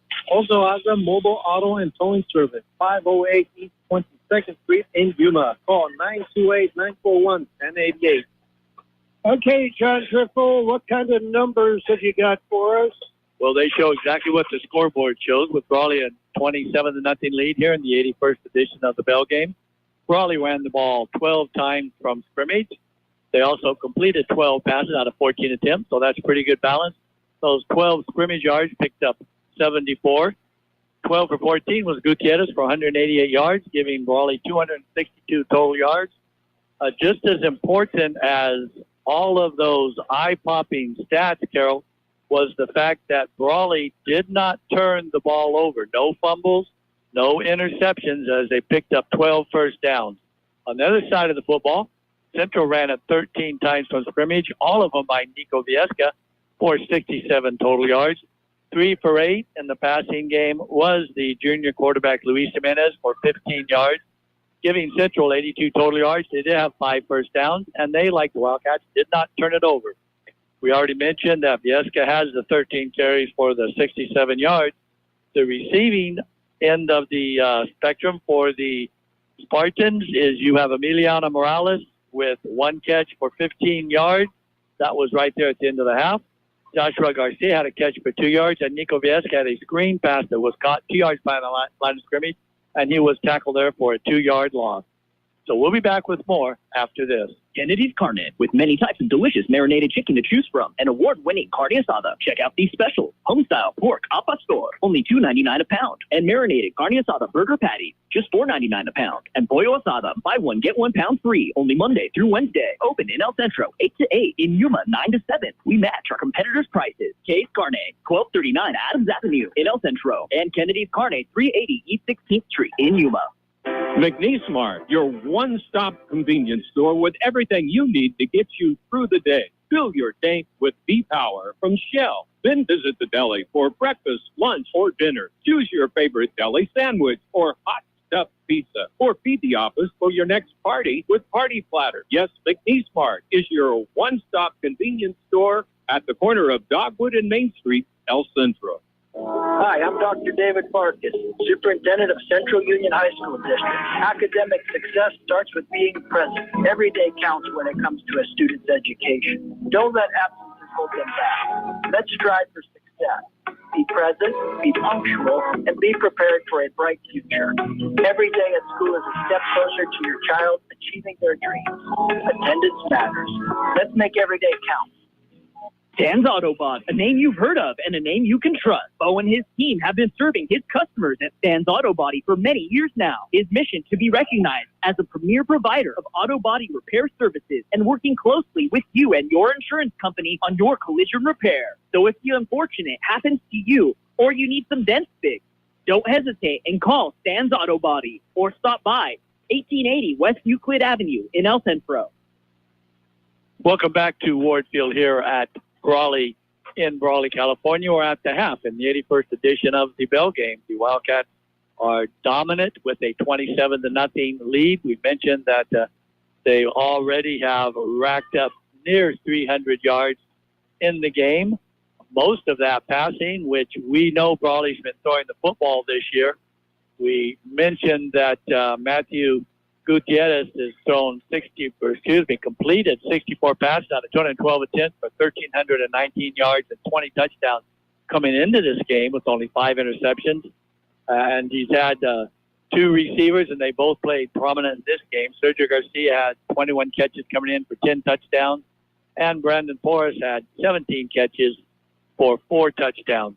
So as we look at halftime, I'm sure Central is going to get together and try to make some adjustments. They will have to kick off. They have not stopped Brawley. Brawley's had the ball 4 times. They've scored 4 touchdowns, and it has been all Brawley here so far. Okay, let's look ahead to next week in the playoffs. And both Central and Brawley will be in the playoffs. And what we can tell you is it's a whole new system. Yeah. And it's, well, I don't know. Computer generated. They have the numbers. They put it in the computer. The computer spits it out. But the main variant is the Cal High Sports or the MaxPreps Sports rating, whichever, however you want to call them. And this will be the first year that the San Diego section has done it. But unlike the rest of California, San Diego section is the last section to join the party. LA section, up the coast in Central California, up Northern California, they have been doing this kind of seating for the last 4 and 5 years. But San Diego finally agreed to join the party, and they are going to go ahead and do the computer ratings for how you get into the playoffs and what division. Okay, let's take an example. Brawley, based on their record, based on the strength of schedule, they're going to be in the Division II playoffs. Maybe. Well, that's the part that will be determined after tonight, and then tomorrow they'll make that announcement. Well, it's still fluid. The top 4 teams in the ratings in San Diego section will make up the open division. Teams ranked 5 through 16 will make up Division I in the playoffs. And the closest to that is Brawley with a number 18 seed. And conceivably, they could get bounced up to Division I. Yeah. Conceivably. Yeah, that's what the results tonight will certainly impact. As you mentioned, the open division, by the way, for San Diego, it's Lincoln, La Costa Canyon, Cathedral City, and Mission Hills in that order. Lincoln number 1. Then the next 12 teams, so that would then be 5, as you mentioned, starting with San Marcos all the way down to La Jolla. La Jolla has a very tough game tonight. The number 1 team in Division II by the computer, Santa Fe Christian, Brawley is right behind them. So if La Jolla and Santa Fe Christian both lose, Brawley would jump them, and they would then go from being the 2nd seed and getting a playoff bye in Division II to being the 12th seed in Division I and playing on the road next week over in San Diego. Now, the top 4 seeds of each division get a bye. So if that were to happen right now, that means that San Marcos, Granite Hills, Carlsbad, and El Camino have the bye, and Brawley would play Mount McGill. Mount McGill is that team that is coached by that very respected coach who was at Helix all those years when they were rated in the top 10 in the nation. So, yeah, Mount McGill has an excellent program going on. But, again, it's fluid. Okay, Imperial Division II, and they're going to stay in Division II.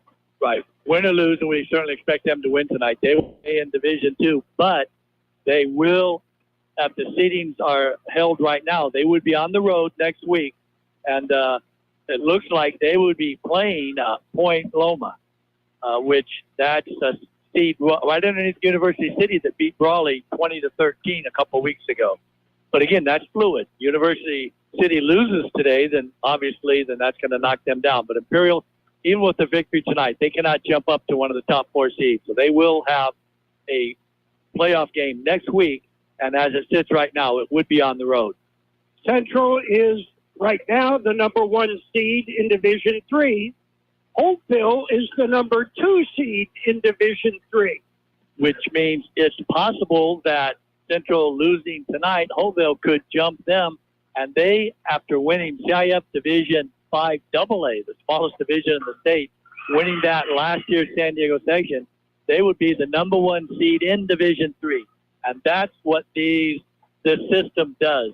It takes a team that is really good and won't let them stay in Division 5 and just slobber knock everybody.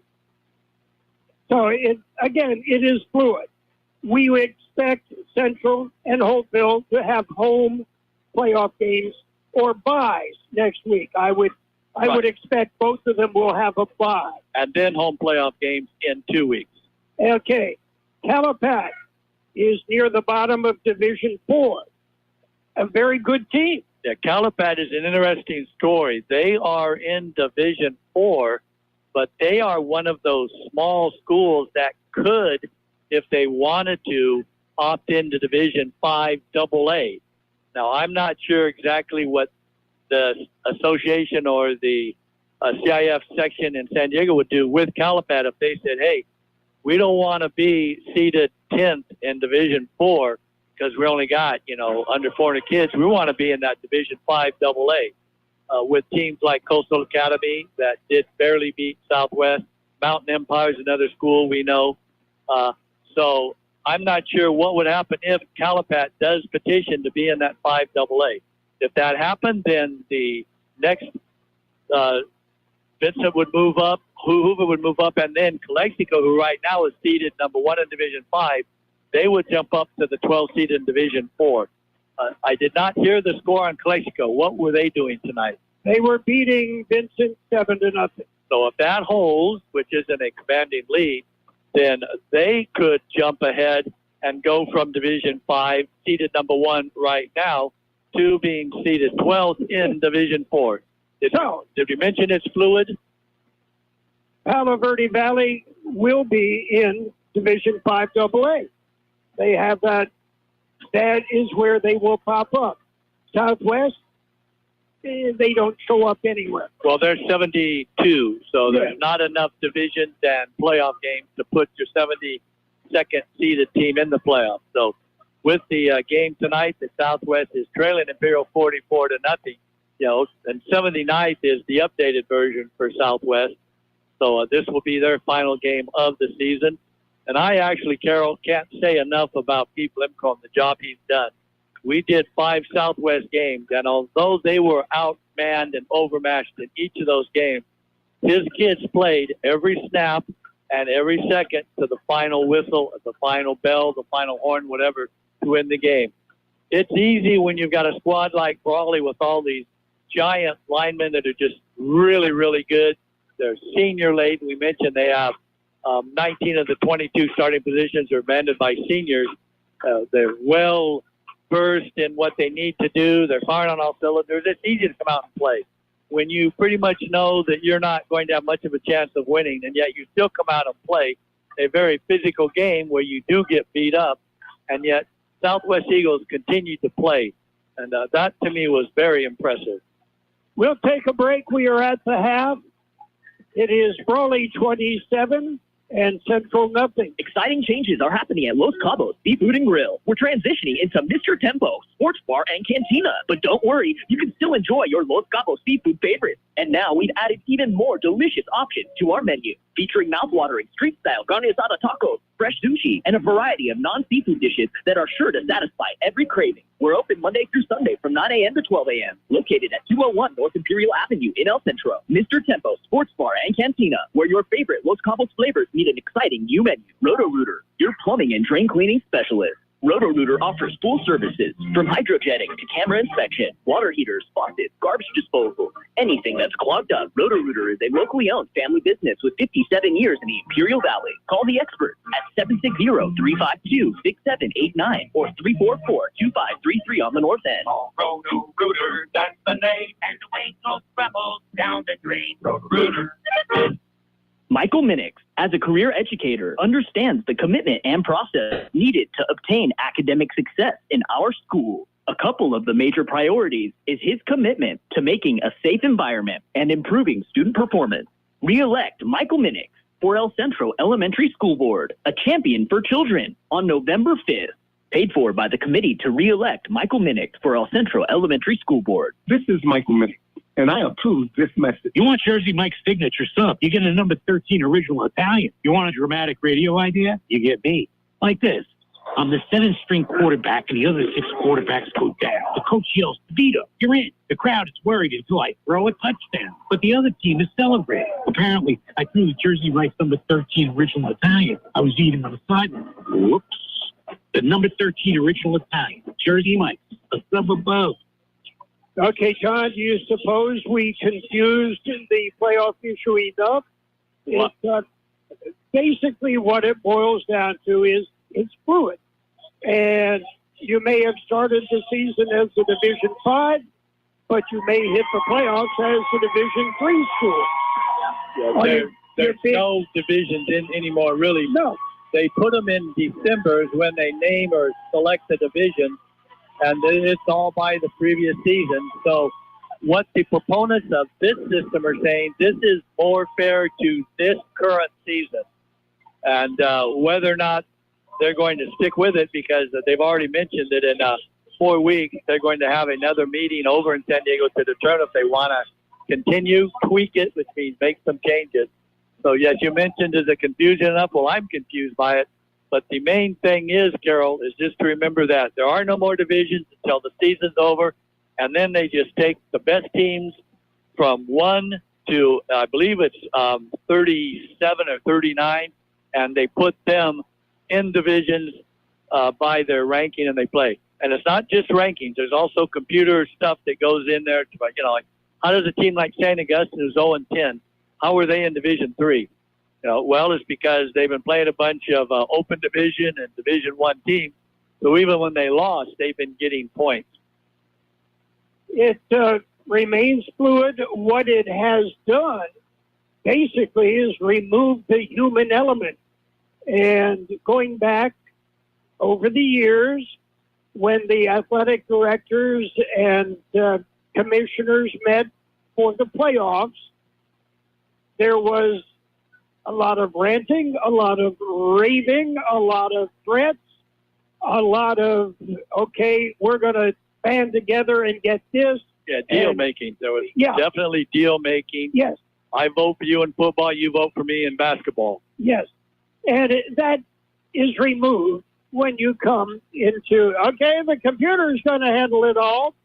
At some point, there has to be a human element, and maybe that is what they will develop eventually. And Carroll, before we leave to make it even more confusing, this is the playoffs for San Diego section.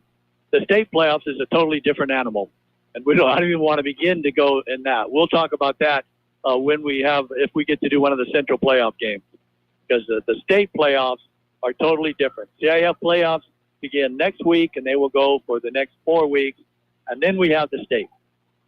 Okie dokie, we're at the half. It is Brawley 27, Central nothing. Hi, this is Jason Jackson, owner of Southwest Security. 2 years ago, I opened Southwest Postal, offering you 24-hour access 365 days a year. So if you're tired of dealing with the inconvenience of our post office hours and you would like to be able to get your mail when you want, Saturdays, Sundays, holidays, in the middle of the night, then come visit us at Southwest Postal with 24-hour staff. Plus, we're also your local FedEx, DHL, and Postal Service Center. We even offer text message and email notification when you receive your mail.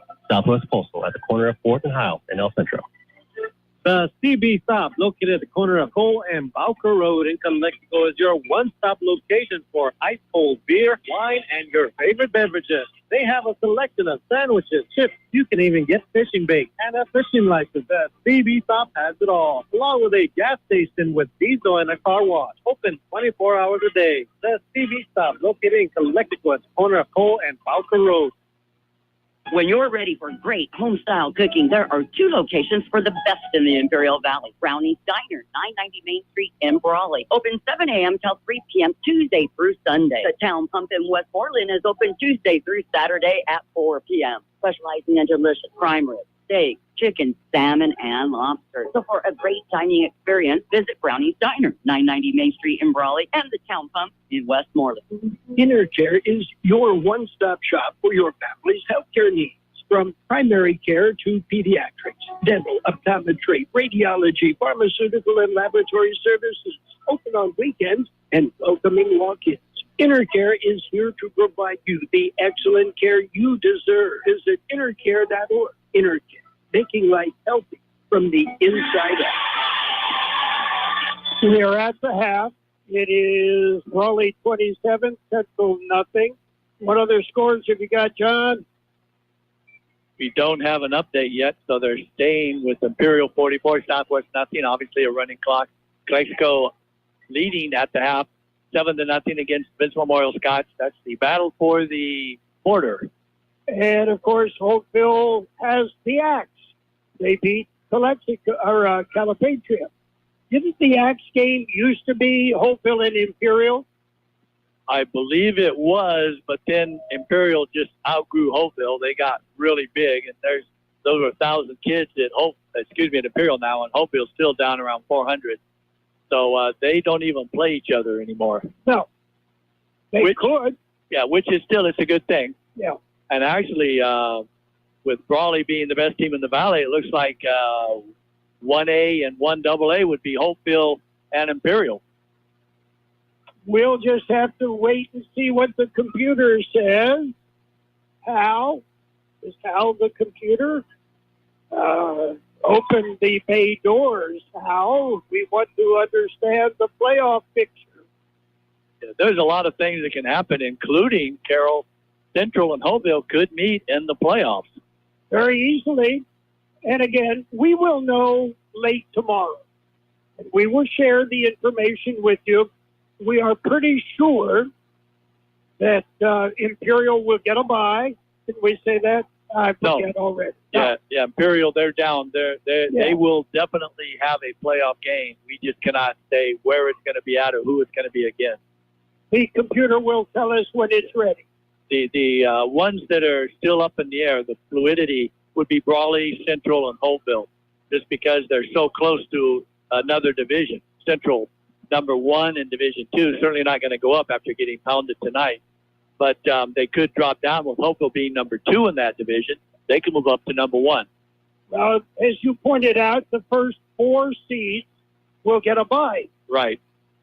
So after that unsportsmanlike penalty against the Spartans at the end of the first half, they'll kick off from the 25, and it is a high, deep kick, fielded at the 20, and looking for some running room and finding almost nothing is Brandon Porras. Porras gets it out to the 31-yard line. And, at the half, John, coaches told their players, let's not get out of hand.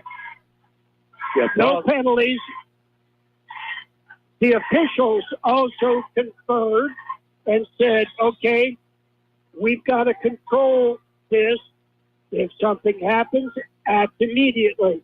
Right, and that's right now, Brawley up on the football, back in the shotgun. Everybody tight. Everybody in tight, shoulder to shoulder, flags fly. Let's see if somebody lined up offside, whether it was Brawley or Central. Or maybe Central went into their 12-man defense. And that appears to be what they did. So that's the first adjustment on the half. Central had 12 guys out for defense. Well, that's a defensive adjustment. Brawley rushes up to the line. Everybody's in tight. The snap back, and that is a direct snap to Garcia. And Garcia is hit, pummeled, but he picks up about 8 yards, and that is good for the first down. Sergio Garcia. Now, Brawley certainly is going to be aware of if this game does get with a 5-touchdown lead, not letting anyone get hurt out there. They'll want to give their second team a chance to get some bell game action in because, as we mentioned, they have 19 seniors. So they're probably going to want to get some other kids out there, too. Plus, you don't want to have a kid do something in the moment that's going to get you expelled from the game and not be able to play in the first playoff game. Morris and Garcia go out wide on the left side. Gutierrez takes the snap, hands off. It is Moreno in the middle. Moreno is hit. Stopped, but he has a 3-yard gain. Matthew Moreno. His older brother a few years ago was the best running back in the Valley. And so Moreno has picked up the mantle and carried it well here. Not playing his last home game, but in his last bell game, last regular season game, as are most of these Wildcats that are on the field right now. And that's not Carroll running the score for anything when you start your first string out here in the second half. That's what you got to do. You got to put your kids out there and then just let the game play out, see what happens. From the pistol on the sweep, it is Porras on the flanker sweep. And Porras will pick up about another 4 yards, 5 yards, and to bring up 3rd and 2. So the Wildcats, deep in the playbook, they have been coming at the Spartans from every which way. And the Spartans, at this point, really have not found a way to stop them. Yes, and right now after that gain of 6 yards, it will bring up 3rd and short, as Brawley does send 3 wideouts to the left, 1 to the right. Red formation. And it is a direct snap to Moreno. And Moreno does get the first down.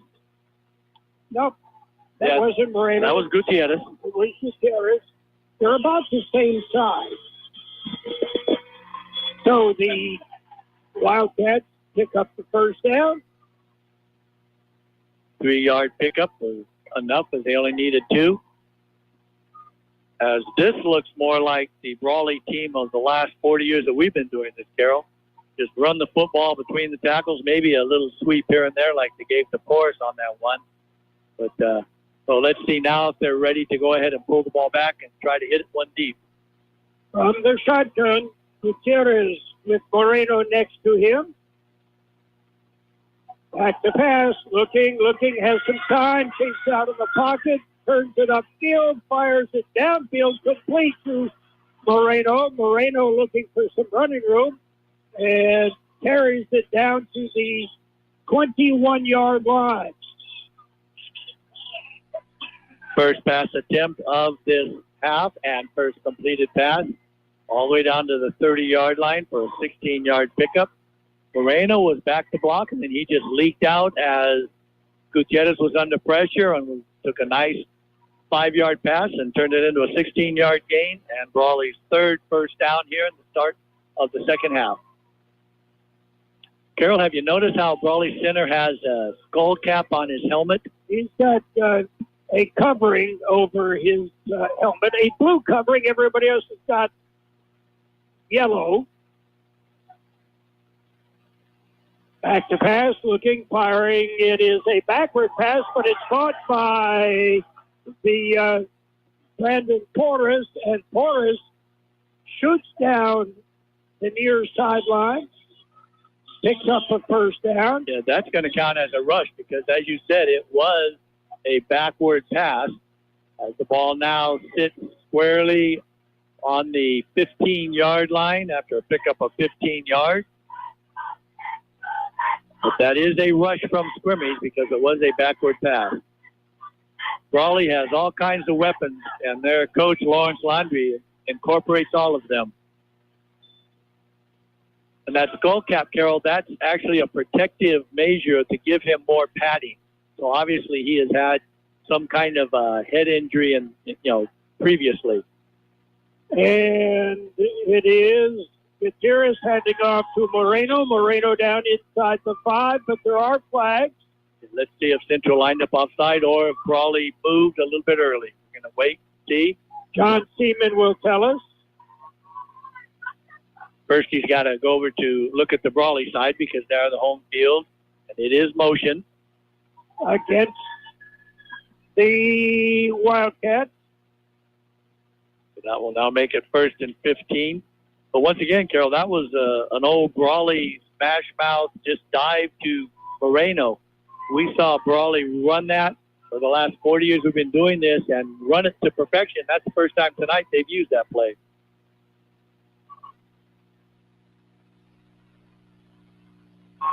Gutierrez under center and hands off and running Garcia off the right tackle. Garcia picks up a couple of more yards. Now, one thing also Brawley will be aware of, Carroll, is they certainly don't want to go too deep in the playbook. This game is well in hand, and obviously there are teams that are scouting them and will scout this game film. So they're going to save some stuff if they get a bye for 2 weeks, and if not, for next week. As Garcia picked up 6 yards, got back 5 plus the 1 that they lost on the motion. 2nd and 9. Wildcats driving. They lead 27-0. Passing formation. The shotgun this time. Gutierrez rolling to his left, looking downfield, fires into the corner of the end zone. Pass is broken up, intended for us, and goes incomplete. So that has been something that we have not said much tonight. Pass incomplete, only his third incompleted pass. And we mentioned he had 14 attempts in the first half, too. So that's 3 incompleted passes out of 16 attempts, 13 for 16. I think most coaches would take that. It'll bring up 3rd and 9. And if they need it, Carroll, they are well within Padilla's field goal range. He warms up from kicking them 40 yards out. So that's where anything 40 yards and in, he is proficient at. Wide right. Trips on the left side. Back to pass. Gutierrez has time. Looking now. He's chased out of the pocket. Dumps it off. And is it incomplete? Intercepted. Intercepted. So that is the Central Spartan, Christopher Alvarez. Alvarez stepped in front and picked it off. First turnover of the evening for either team.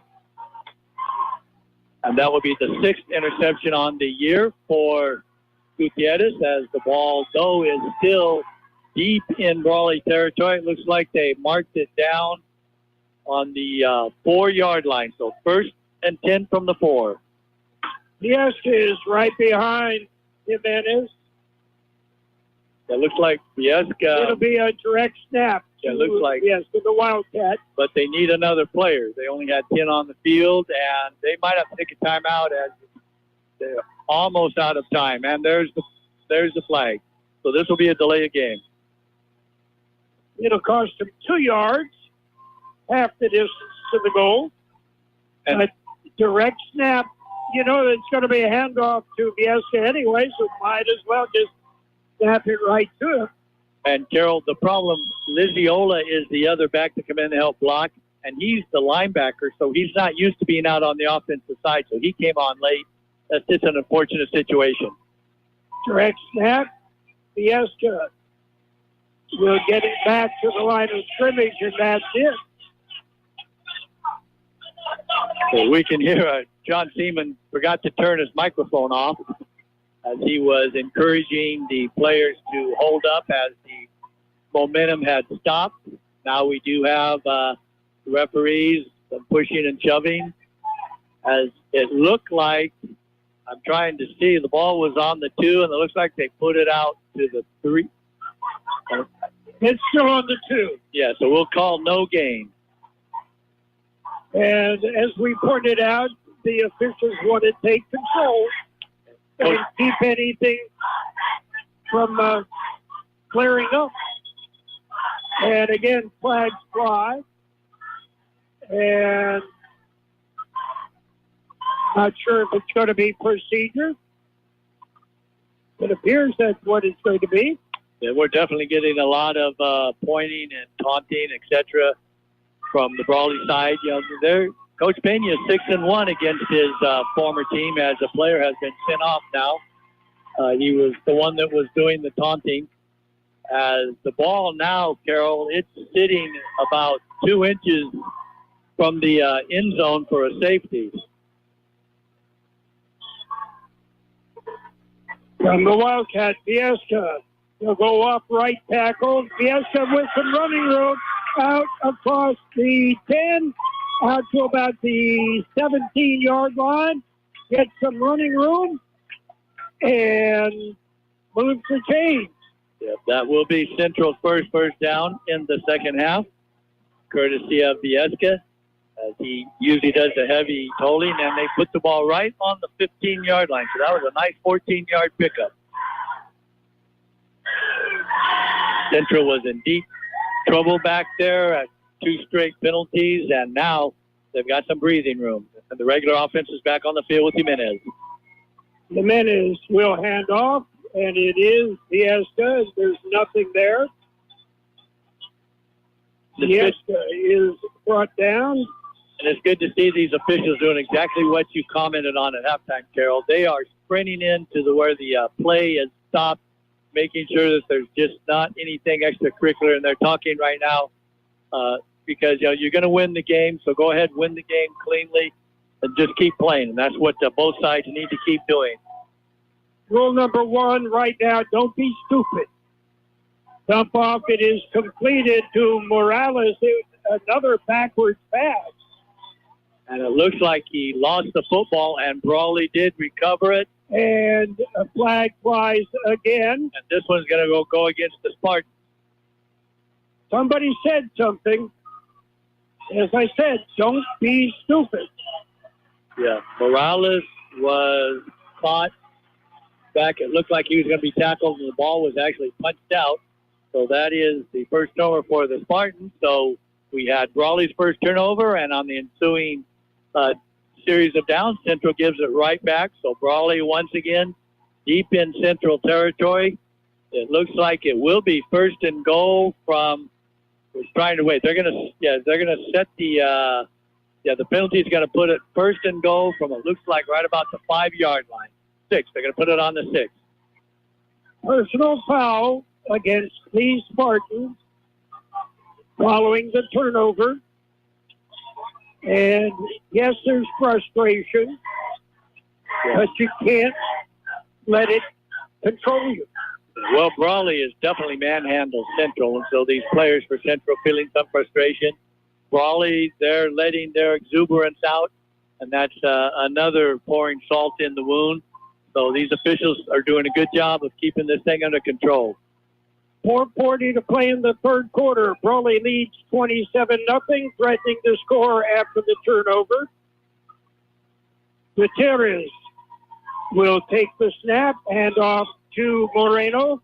Moreno will spin down to about the 2-yard line. And is it going to be Moreno or Gutierrez on the score, John?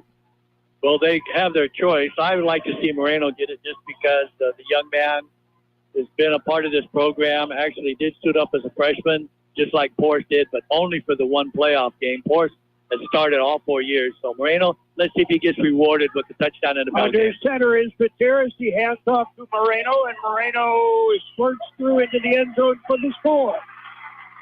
Matthew Moreno. And the young man not only deserving what he's done for this program, but just a nice between tackles play that Brawley's been running for years and years. And we still have 4 minutes to go here in the third quarter. So we have a fourth quarter coming up. And I would expect to see when Brawley gets his next possession, we may see a smattering of some different players. Maybe the skilled players will be out there, but some of the other ones may be substituted out. Give some other kids a chance to say they played the bell game. We'll try the kick from placement. Snap back. Kick is up. Kick is good. 4:02 to play in the third quarter. It is Brawley 34, Central nothing. It's game night, and you know what that means. Time for a winning treat. Everybody's a winner at Imperial Scoop Factory, located in El Centro at the corner of Imperial Avenue and Ocotillo Drive, inside the Chevron. The coolest flavors, from cookies and cream, caramel with brownie. There's something for everyone. So after the game, gather the team and head on over to Imperial Scoop Factory. Open late so you can be sure to get your sweet treat. Imperial Scoop Factory, where every scoop is a sweet victory. There's a new mobile auto repair and towing service in Yuma. It's Oso Aza Mobile Auto Repair, formerly John's Auto Service. Only the name has changed. You still receive the same professional service on all makes and models automobiles because Aza has been John's mechanic for 28 years. Also Aza Mobile Auto and Towing Service, 508 East 22nd Street in Yuma. Call 928-941-1088. Well, again, the kick is bounced down the middle. Again, it is picked up. And finding some running room is Garcia. Garcia on his feet touches the 50-yard line, and he will give the Spartans excellent field position. Joshua Garcia, excellent return. Fielded that like a shortstop. The ball just drilled down the field, took about 10 hops. And Garcia got a very good block by Emiliano Morales that actually sprung that. The block was right on the 20. I do not see a flag down, but there is a stoppage of play. I don't see a player down either.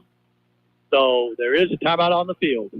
Timeout on the field. There is an injured player back at the 35-yard line. 3:50 to play in the third quarter. Brawley 34, Centro nothing. Get ready to indulge in authentic Mexican food and juicy steak. Rosa's Plain Food is now open in El Centro and is serving up all your favorite dishes. Carnitas, enchiladas, big steak, and don't forget their award-winning ceviche. Head to Rosa's Plain Food at the Valley Plaza in El Centro. Next to the Skechers store, Rosa's has been serving since 1988. Open every day except Monday. They offer dine-in, carry-out, and even catering. Rosa's Plain Food, where flavor takes flight. McNeese Mart, your one-stop convenience store with everything you need to get you through the day. Fill your tank with V-Power from Shell. Then visit the deli for breakfast, lunch, or dinner. Choose your favorite deli sandwich or hot stuffed pizza. Or feed the office for your next party with Party Platter. Yes, McNeese Mart is your one-stop convenience store at the corner of Dogwood and Main Street, El Centro. It'll be 1st and 10 Spartans. He went out of bounds. Garcia marked out of bounds at the 44-yard line in Spartan territory. And Angel Vasquez helped off the field. It looked like an ankle, Carroll, so let's hope that he's okay. Jimenez now in the pistol with Viesca behind him. Morales in motion. Handoff, it is Viesca up the middle. Viesca darts and dives and crosses the 45 to the 48, but a flag comes in. Why am I not surprised? Yeah, that's the first hold against Central, if that's what the call is. And they've been playing error-free on the offensive line, but it looks like they're going to get called for a hold on this one. And as you mentioned, Carroll, that time all the Brawley players were, picking each other up and, keeping people calm, and the Central was doing the same thing. And that's what needs to happen now. Both teams need to take control of what they're doing, control what they do. And we'll get this last 3.5 minutes and then the fourth quarter in the books. As it was a hold, so Central will now have first down and 20. Got the ball on the 34-yard line. Empty backfield. Looking for somebody, nobody there. Jimenez finally fires downfield, and it will be, he was over the line of scrimmage, I believe, John. Well, I think this might be a late hit. Let's wait and see. He could have been over the line of scrimmage. We'll let the refs figure it out. They're the ones down there that made the call. But the way I saw the flag thrown, it looked like it's a late hit. Usually when they throw it that demonstratively, it's to let, both teams know that they're keeping this game under control, and they're not going to let any of this stuff to go on the sideline. It is against Brawley. And Coach Pena says we'll accept the penalty. Now the only mystery is, will it be a personal foul, which means it will be an automatic first down. Face mask is what it was. One of them, that's declined. Roughing the passer is the second one. They will take that. And that, let's see, that will not be enough yards. So I don't know if it's going to be 1st and 5 on the repeat, or it'll be 1st and 10. And yes, that's an automatic first down. Spot it right on the 50-yard line. Right in front of my nose. Great seats.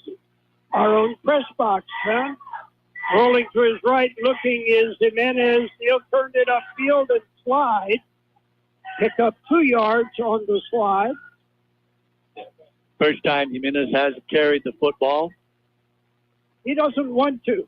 First time anybody outside of Nico Viesca has carried the football. Jimenez is a junior, so he will, we assume, be back next year for the 82nd edition of the Bell Game.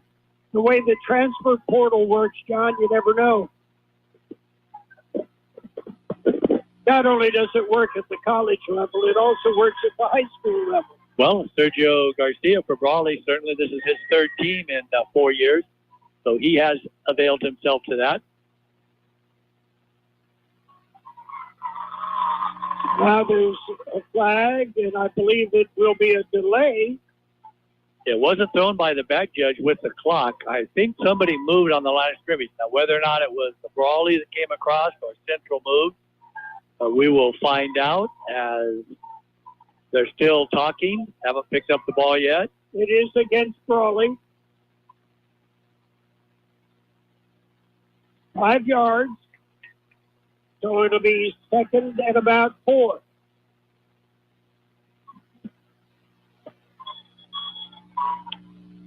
Spartans in Brawley territory. Right on the 44. Back to pass. Jimenez lost it downfield. Got the man open. Up and incomplete. The pass intended for Alex Trejo. Trejo had to come back for it. And in coming back for it, the defender was able to tip it away. Trejo is much like Porras and Garcia for the Wildcats. He plays both offense and defense. And that time he did have a step, but the ball was a little underthrown. Sophomore Derek Valdez in the coverage. Which is a new clean uniform for the Wildcats. It is still 3rd and 4.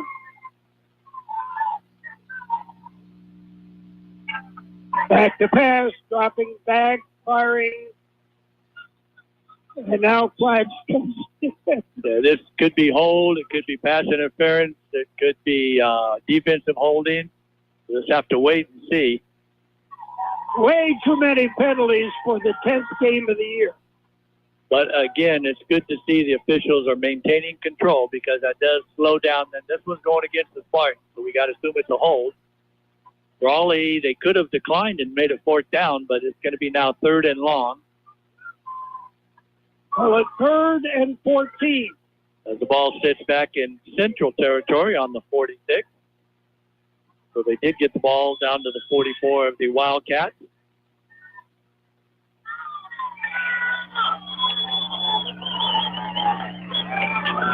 Again, the shotgun.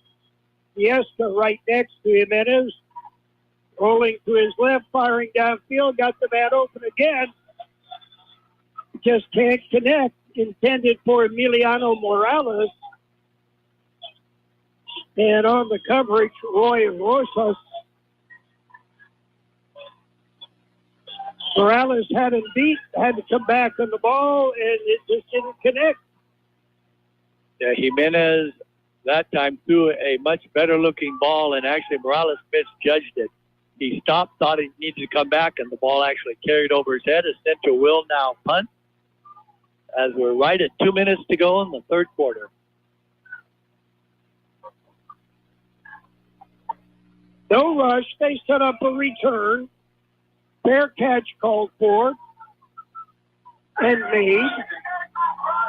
I believe that was Rosas with the fair catch. So it'll be 1st and 10. Wildcats, they will put it in play on their own 22-yard line. Your favorite NFL team plays on Imperial Valley's AM 1230, KXOL Centro. Wildcats have a 34-0 lead with 2 minutes to play in the 3rd quarter. Wide out on the right side, Seth Hoskins. Too wide on the short side, the left side dumping off that little cranker screen to Porras. Porras pushes his way down to the 41-yard line. It'll be a 1st down, move the chains. And Brawley does still have their first string out there because we're still in the 3rd quarter. Nice 16-yard pitch and catch. And Gutierrez hands off. It is Moreno. Moreno is hit, stood up and pushed down. Morales in on the tackles. Also in there for the Spartans. Yeah, Miranda was able to pick up 2 yards. Gavin Mora with Morales held him to a 2-yard gain. And we, as always, Gutierrez goes across the way to get the play in from the sideline. But Brawley being a little more deliberate, not quite hurrying up so much, as well controlled 34-0 lead would let you be. 2nd and 8. Gutierrez again drops back. Gutierrez steps up in the pocket, files downfield, got the man open. Gutierrez, Sergio Garcia. Sergio Garcia catches it in stride and steps right into the end zone. Perfectly thrown pass. That was good coverage. The Spartan was right there, and Gutierrez just shielded him with his body and then was not able to be brought down, as Brawley has scored every possession of this game in these 3 quarters. And that one went 57 yards. Beautifully thrown pass. Garcia caught it in stride and just continued into the end zone. As John said, coverage was good, but the reception better. The kick is up. The kick is good. 55 seconds to play in the 3rd quarter.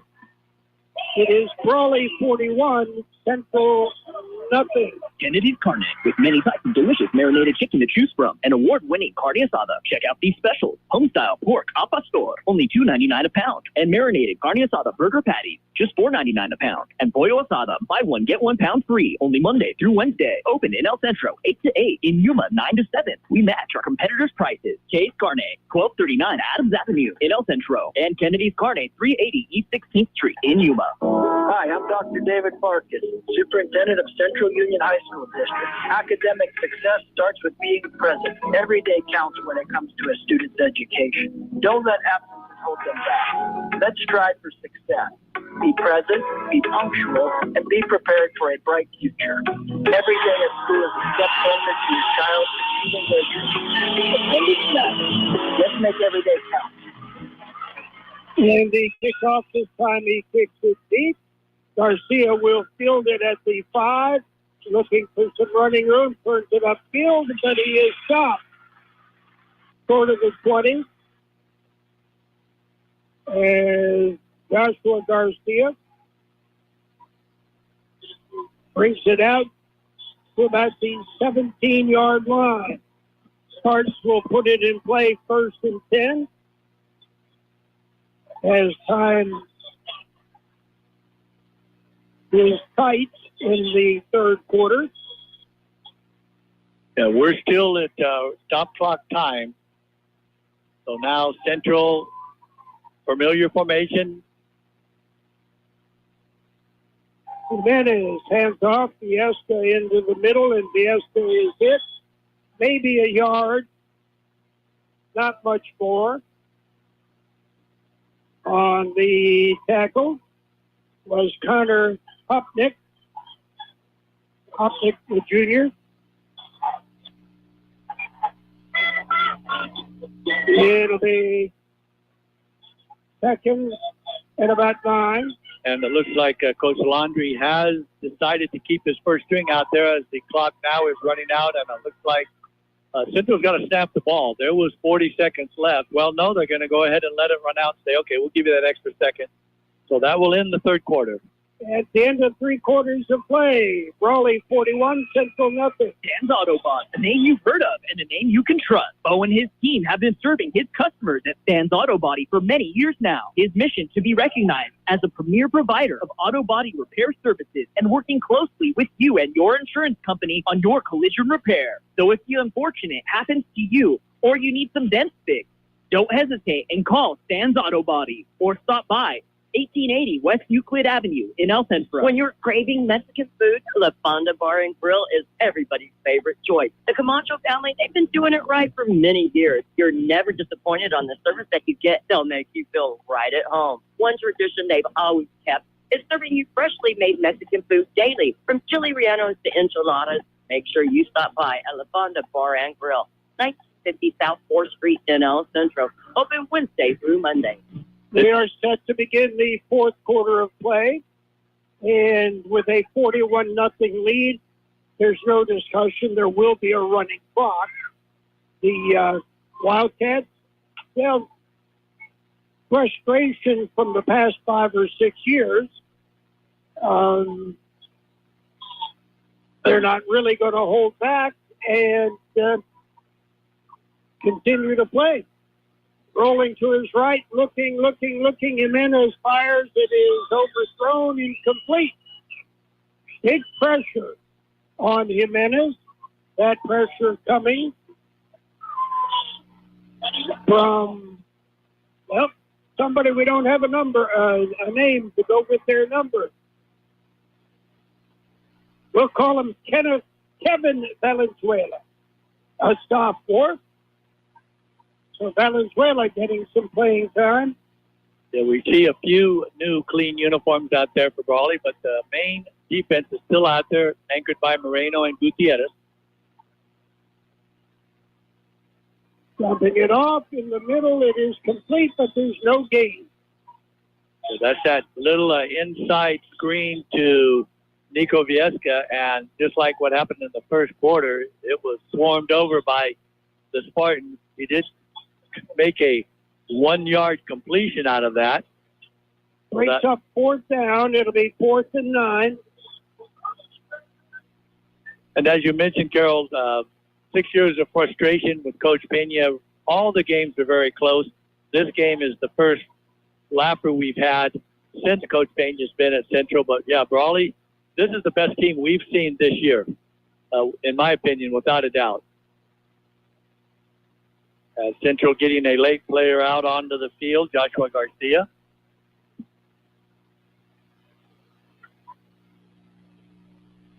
Versus and Garcia deep for the punt, but it was a bad snap. Went over his head. Now, he could have kicked that because Brawley, showing a tremendous amount of class, did not rush. Brawley does not rush the punt. They set up a return. They have not rushed the punt any time tonight. They are just looking to set up a return. Yeah, and after Rodriguez picked the ball up in the end zone, he had plenty of time. He could have even run forward and then kicked it. There is a penalty flag down. I'm not sure what that is, but we'll get this figured out.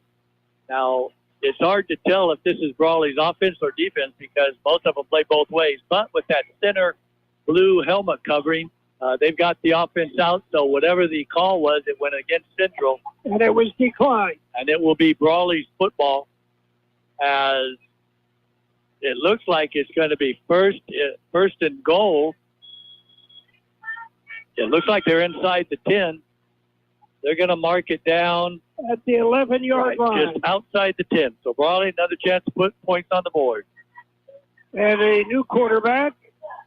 The new quarterback is Noah Castro, a sophomore. Castro with the handoff.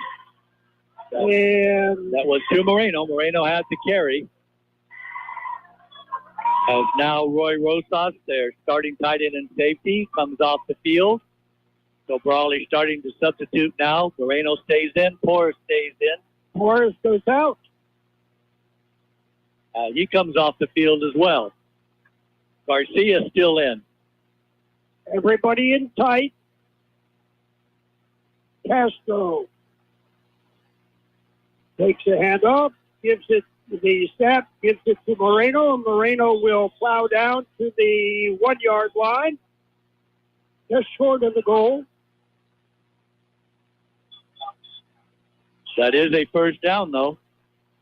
It'll be first and goal from the 1. 4 bodies coming in. Yeah, let's see. Garcia finally goes out. So let's see who Brawley decides to try to give a chance to score a touchdown in a bell game. Roman Britton appears to be the running back. He gets the ball, but the Spartans get him. Roman Britton does not quite run like Matthew Moreno. So we mentioned that this is a large Brawley squad, big players, but they're not real deep in talent. They have excellent skill players. We've been touting them all night. But once you get past Moreno and Gutierrez and then Porras and Garcia, there's obviously a big drop-off, as you would expect. Brawley's not a school with 3,000 kids. They're about the same size as Central. Castro from the shotgun will take it himself. He's hit, stop, pushing back, and he will be denied. Noah Castro, we said he's a sophomore, getting some experience. Roman Britton, a senior, in the backfield. And perhaps Castro will be their quarterback next year. We did see that there is a Rubio on the roster who's also listed as a quarterback. Full house backfield. And again, it is the quarterback, Castro. Castro gets it into the end zone for the score. Let's hear it for Noah Castro, the sophomore quarterback. And that time, Brawley, as you said, full house backfield, so they just had all 10 players blocking, direct snap to Castro, and he was able to push it in the end zone. As that will bring the mark now to 47, and here comes the point after attempt. It is Diego Padilla, the kicker.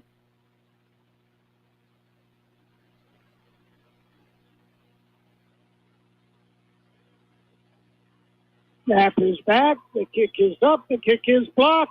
No good.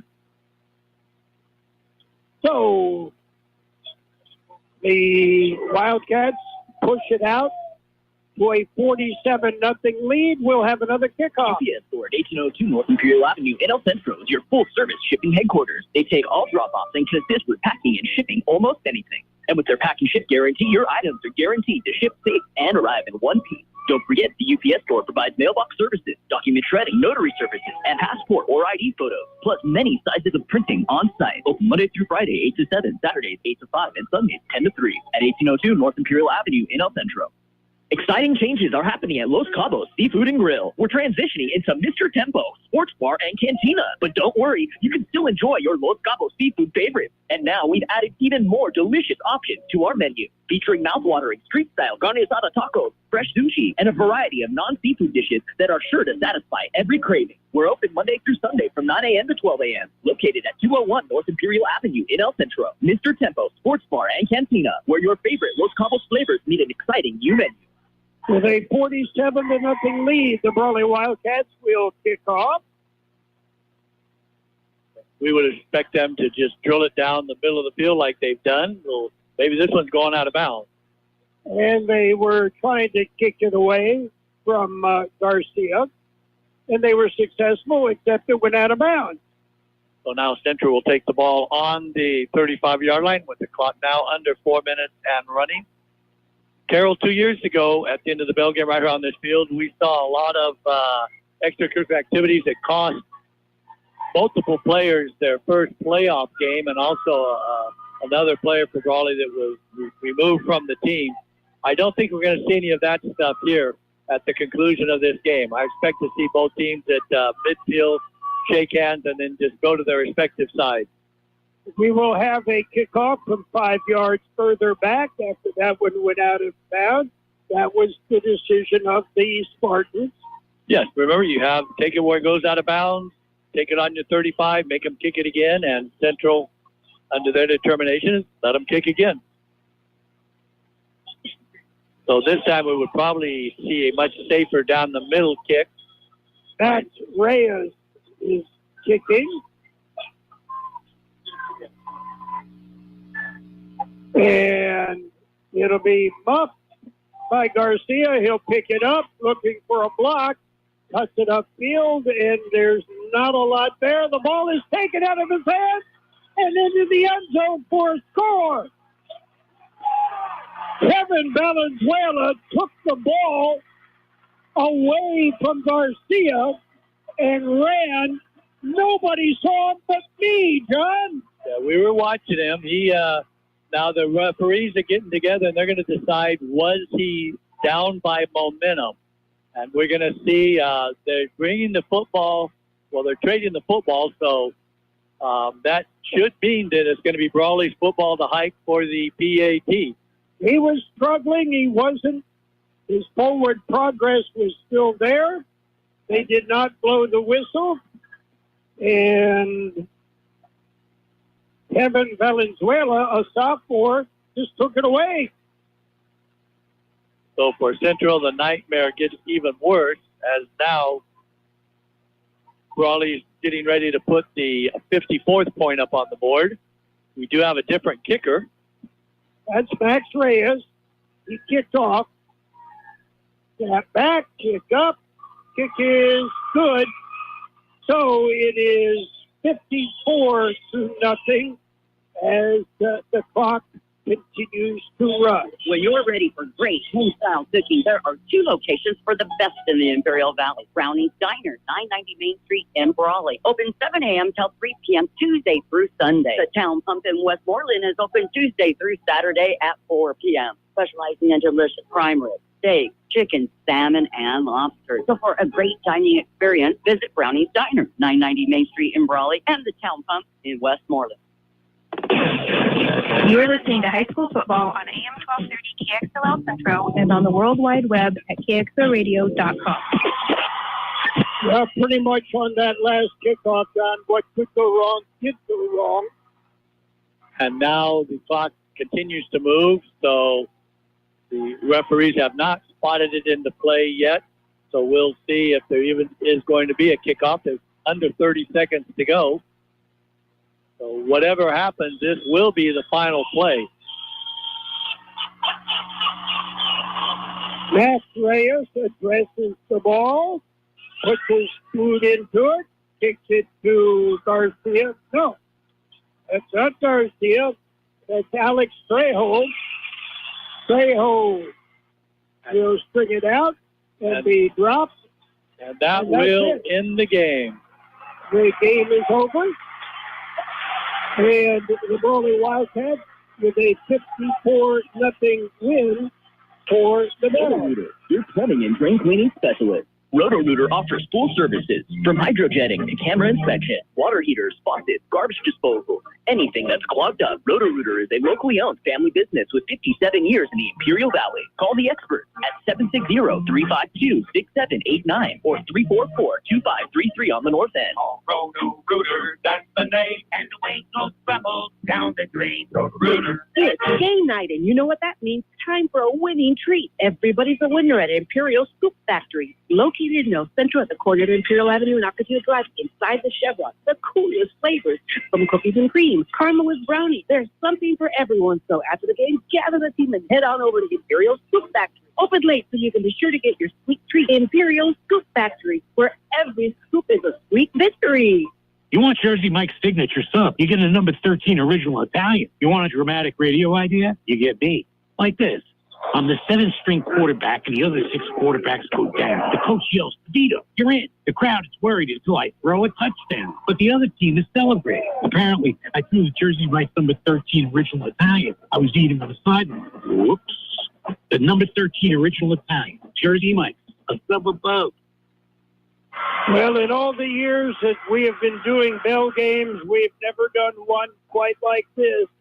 The Brawley Wildcats dominating the Central Spartans 54-0, and Brawley will take possession of the bell, and they will advance. Both Central and Brawley will advance in the playoffs, and exactly where they will be, we don't know yet. But we will let you know as soon as we know. We'll have some numbers for you coming up. Hi, this is Jason Jackson, owner of Southwest Security. 2 years ago, I opened Southwest Postal, offering you 24-hour access 365 days a year. So if you're tired of dealing with the inconvenience of our post office hours and you would like to be able to get your mail when you want, Saturdays, Sundays, holidays, in the middle of the night, then come visit us at Southwest Postal with 24-hour staff. Plus, we're also your local FedEx, DHL, and Postal Service Center. We even offer text message and email notification when you receive your mail. Southwest Postal at the corner of 4th and Heil in El Centro. The CB Stop, located at the corner of Cole and Bowker Road in Calexico, is your one-stop location for ice-cold beer, wine, and your favorite beverages. They have a selection of sandwiches, chips. You can even get fishing bait and a fishing license. The CB Stop has it all, along with a gas station with diesel and a car wash. Open 24 hours a day. The CB Stop, located in Calexico at the corner of Cole and Bowker Road. Okay, John Driffill, what do the numbers look like? We've been here before, Carroll, in the lean years when Brawley put a hurt on Central, and that's what they did today. 25 rushes for 129 yards, 15 for 18 was the Super Senior Gutierrez for 277 yards, giving Brawley 406 total yards, 17 first downs. They did have the one blemish was the interception by the Spartan Christopher Alvarez, but they turned the ball over right after that. Brawley continued to score. Brawley scored on every possession, and a kickoff that Centro returned, they scored on that on the strip. So they scored about every different way you can. That's how you get 54 points. On the other side of the ledger, Centro ran the ball 17 times from scrimmage. 16 of those were by Nico Viesca for 79 yards. And the quarterback, Luis Jimenez, had the one rush for 1 yard, giving Central 81 rushing yards. 4 for 11 was Jimenez in the passing for 61 yards, giving Central 97 total yards. 7 first downs. They did have the one fumble that stripped third, where they stripped the ball of the quarterback and was able to take it into the end zone. 7 first downs for Centro. We already mentioned Viesca, 17 carries for 80 yards. Jimenez, 1 carry for 1 yard.